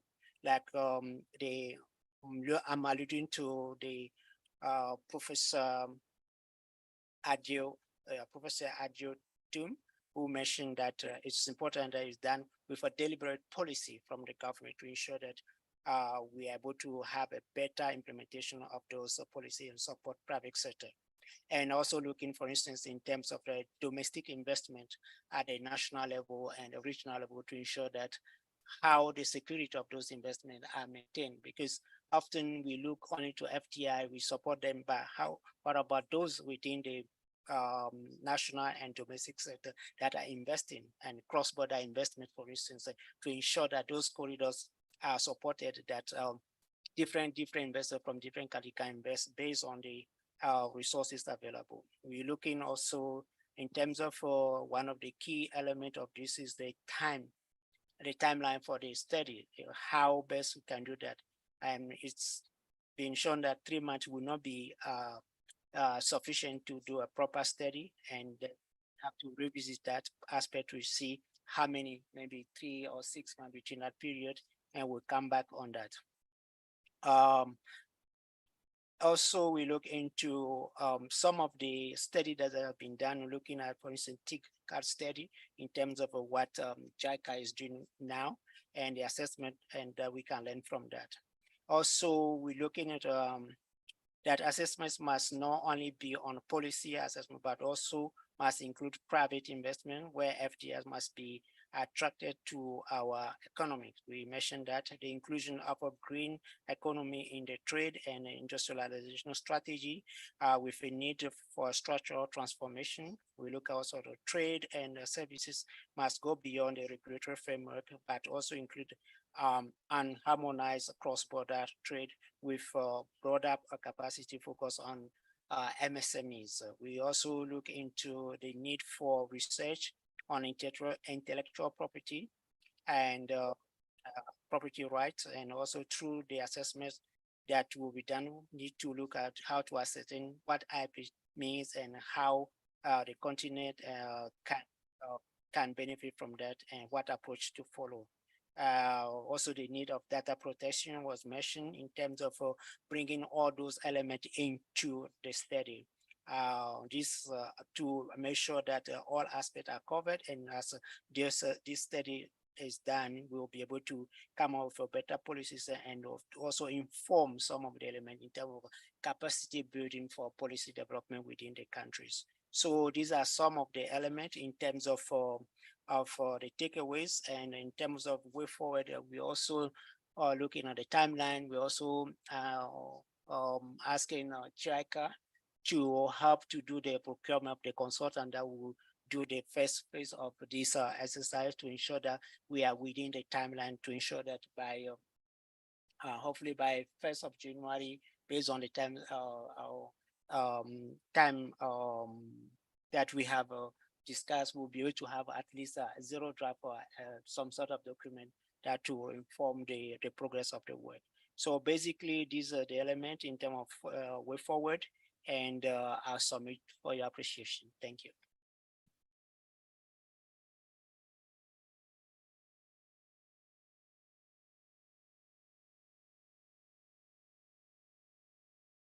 We finished with the reflection from the think tanks, and I did the wrap up and the way forward. Now we are moving to the last phase, which is the closing remark.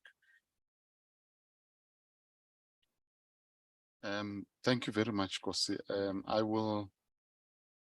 My apologies, I had an urgent issue to attend to, and I thank Kosi for stepping in. I think, Prudence, let's defer Kosi, come to you and AUC, and if Kosi has any concluding remarks that he wants to make, he can make them after that, since he had just taken the floor. Yes, thank you very much. I think I'm also going to save your time. I don't want to stand between us and lunch. It's getting a bit late. Let's first of all congratulate ourselves. As you could see, everyone is expert in this area. All the views, all the suggestions that have been made in this meeting, they need to be recorded as such, because as Mustafa said, they are going to be taken into consideration as we move forward with this study. I think one of the recommendations that I thought should be taken seriously, if you had Dr. Trudy speaking, let's make sure that at the end of this exercise, we also have best practices to share, because countries are at different levels in terms of policy implementations, in terms of industrial processes, in terms of other good policies. Let it not be just a report, but rather best practices to share among African countries. I think that is very important, as it changes also the overall structure of the study. This is very important. So I would like to thank all of us for our contribution, and also invite that we continue to engage on this exercise to make sure that at the end, we are all satisfied with the outcome. That's what I want to say. Thank you. Thank you very much, Prudence. Mrs. Osman, the floor is yours.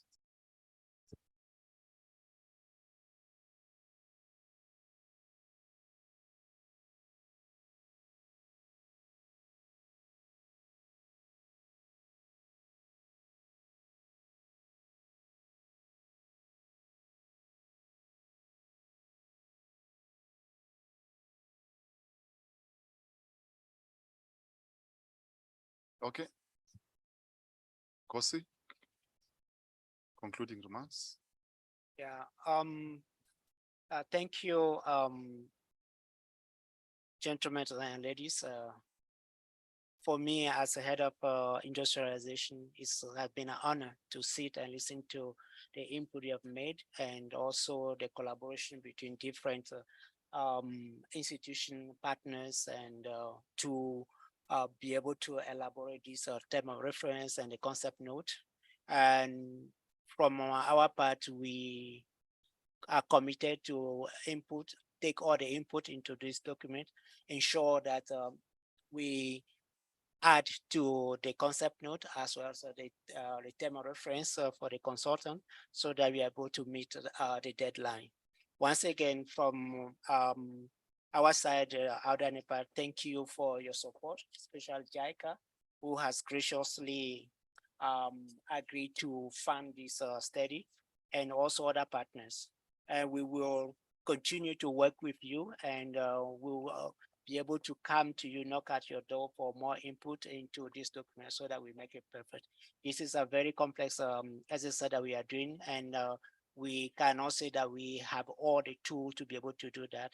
But as you can see, the collaboration between various institutions gathered here has enormously to progress to where we are today. So once again, thank you, and have how do you say, safe journey in return to your respective place. Yeah. And before, for like Prudence is saying, to make sure that you stay, tonight we are organizing a network dinner. So Flo will give you more detail on that. Thank you, Kosi. Thank you, everyone. I believe we have a very fruitful meeting today. Actually, the AUDA NEPAD is offering a connection gala dinner tonight at 7 p.m. here at the hotel.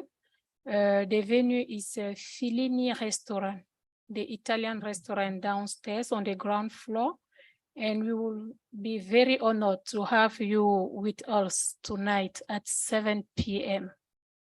And going forward, I will announce that our lunch is served at the Auditorium Restaurant, which is on the first floor of this building.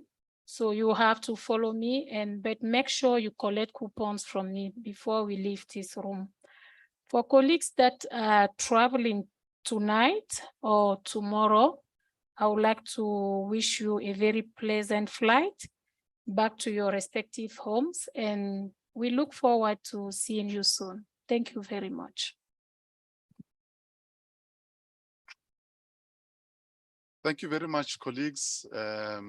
I wish to declare the meeting closed and see you at lunch and at the networking dinner. And for the colleagues online, unfortunately, we don't have an online lunch or a networking session, but we can create a link for you for later.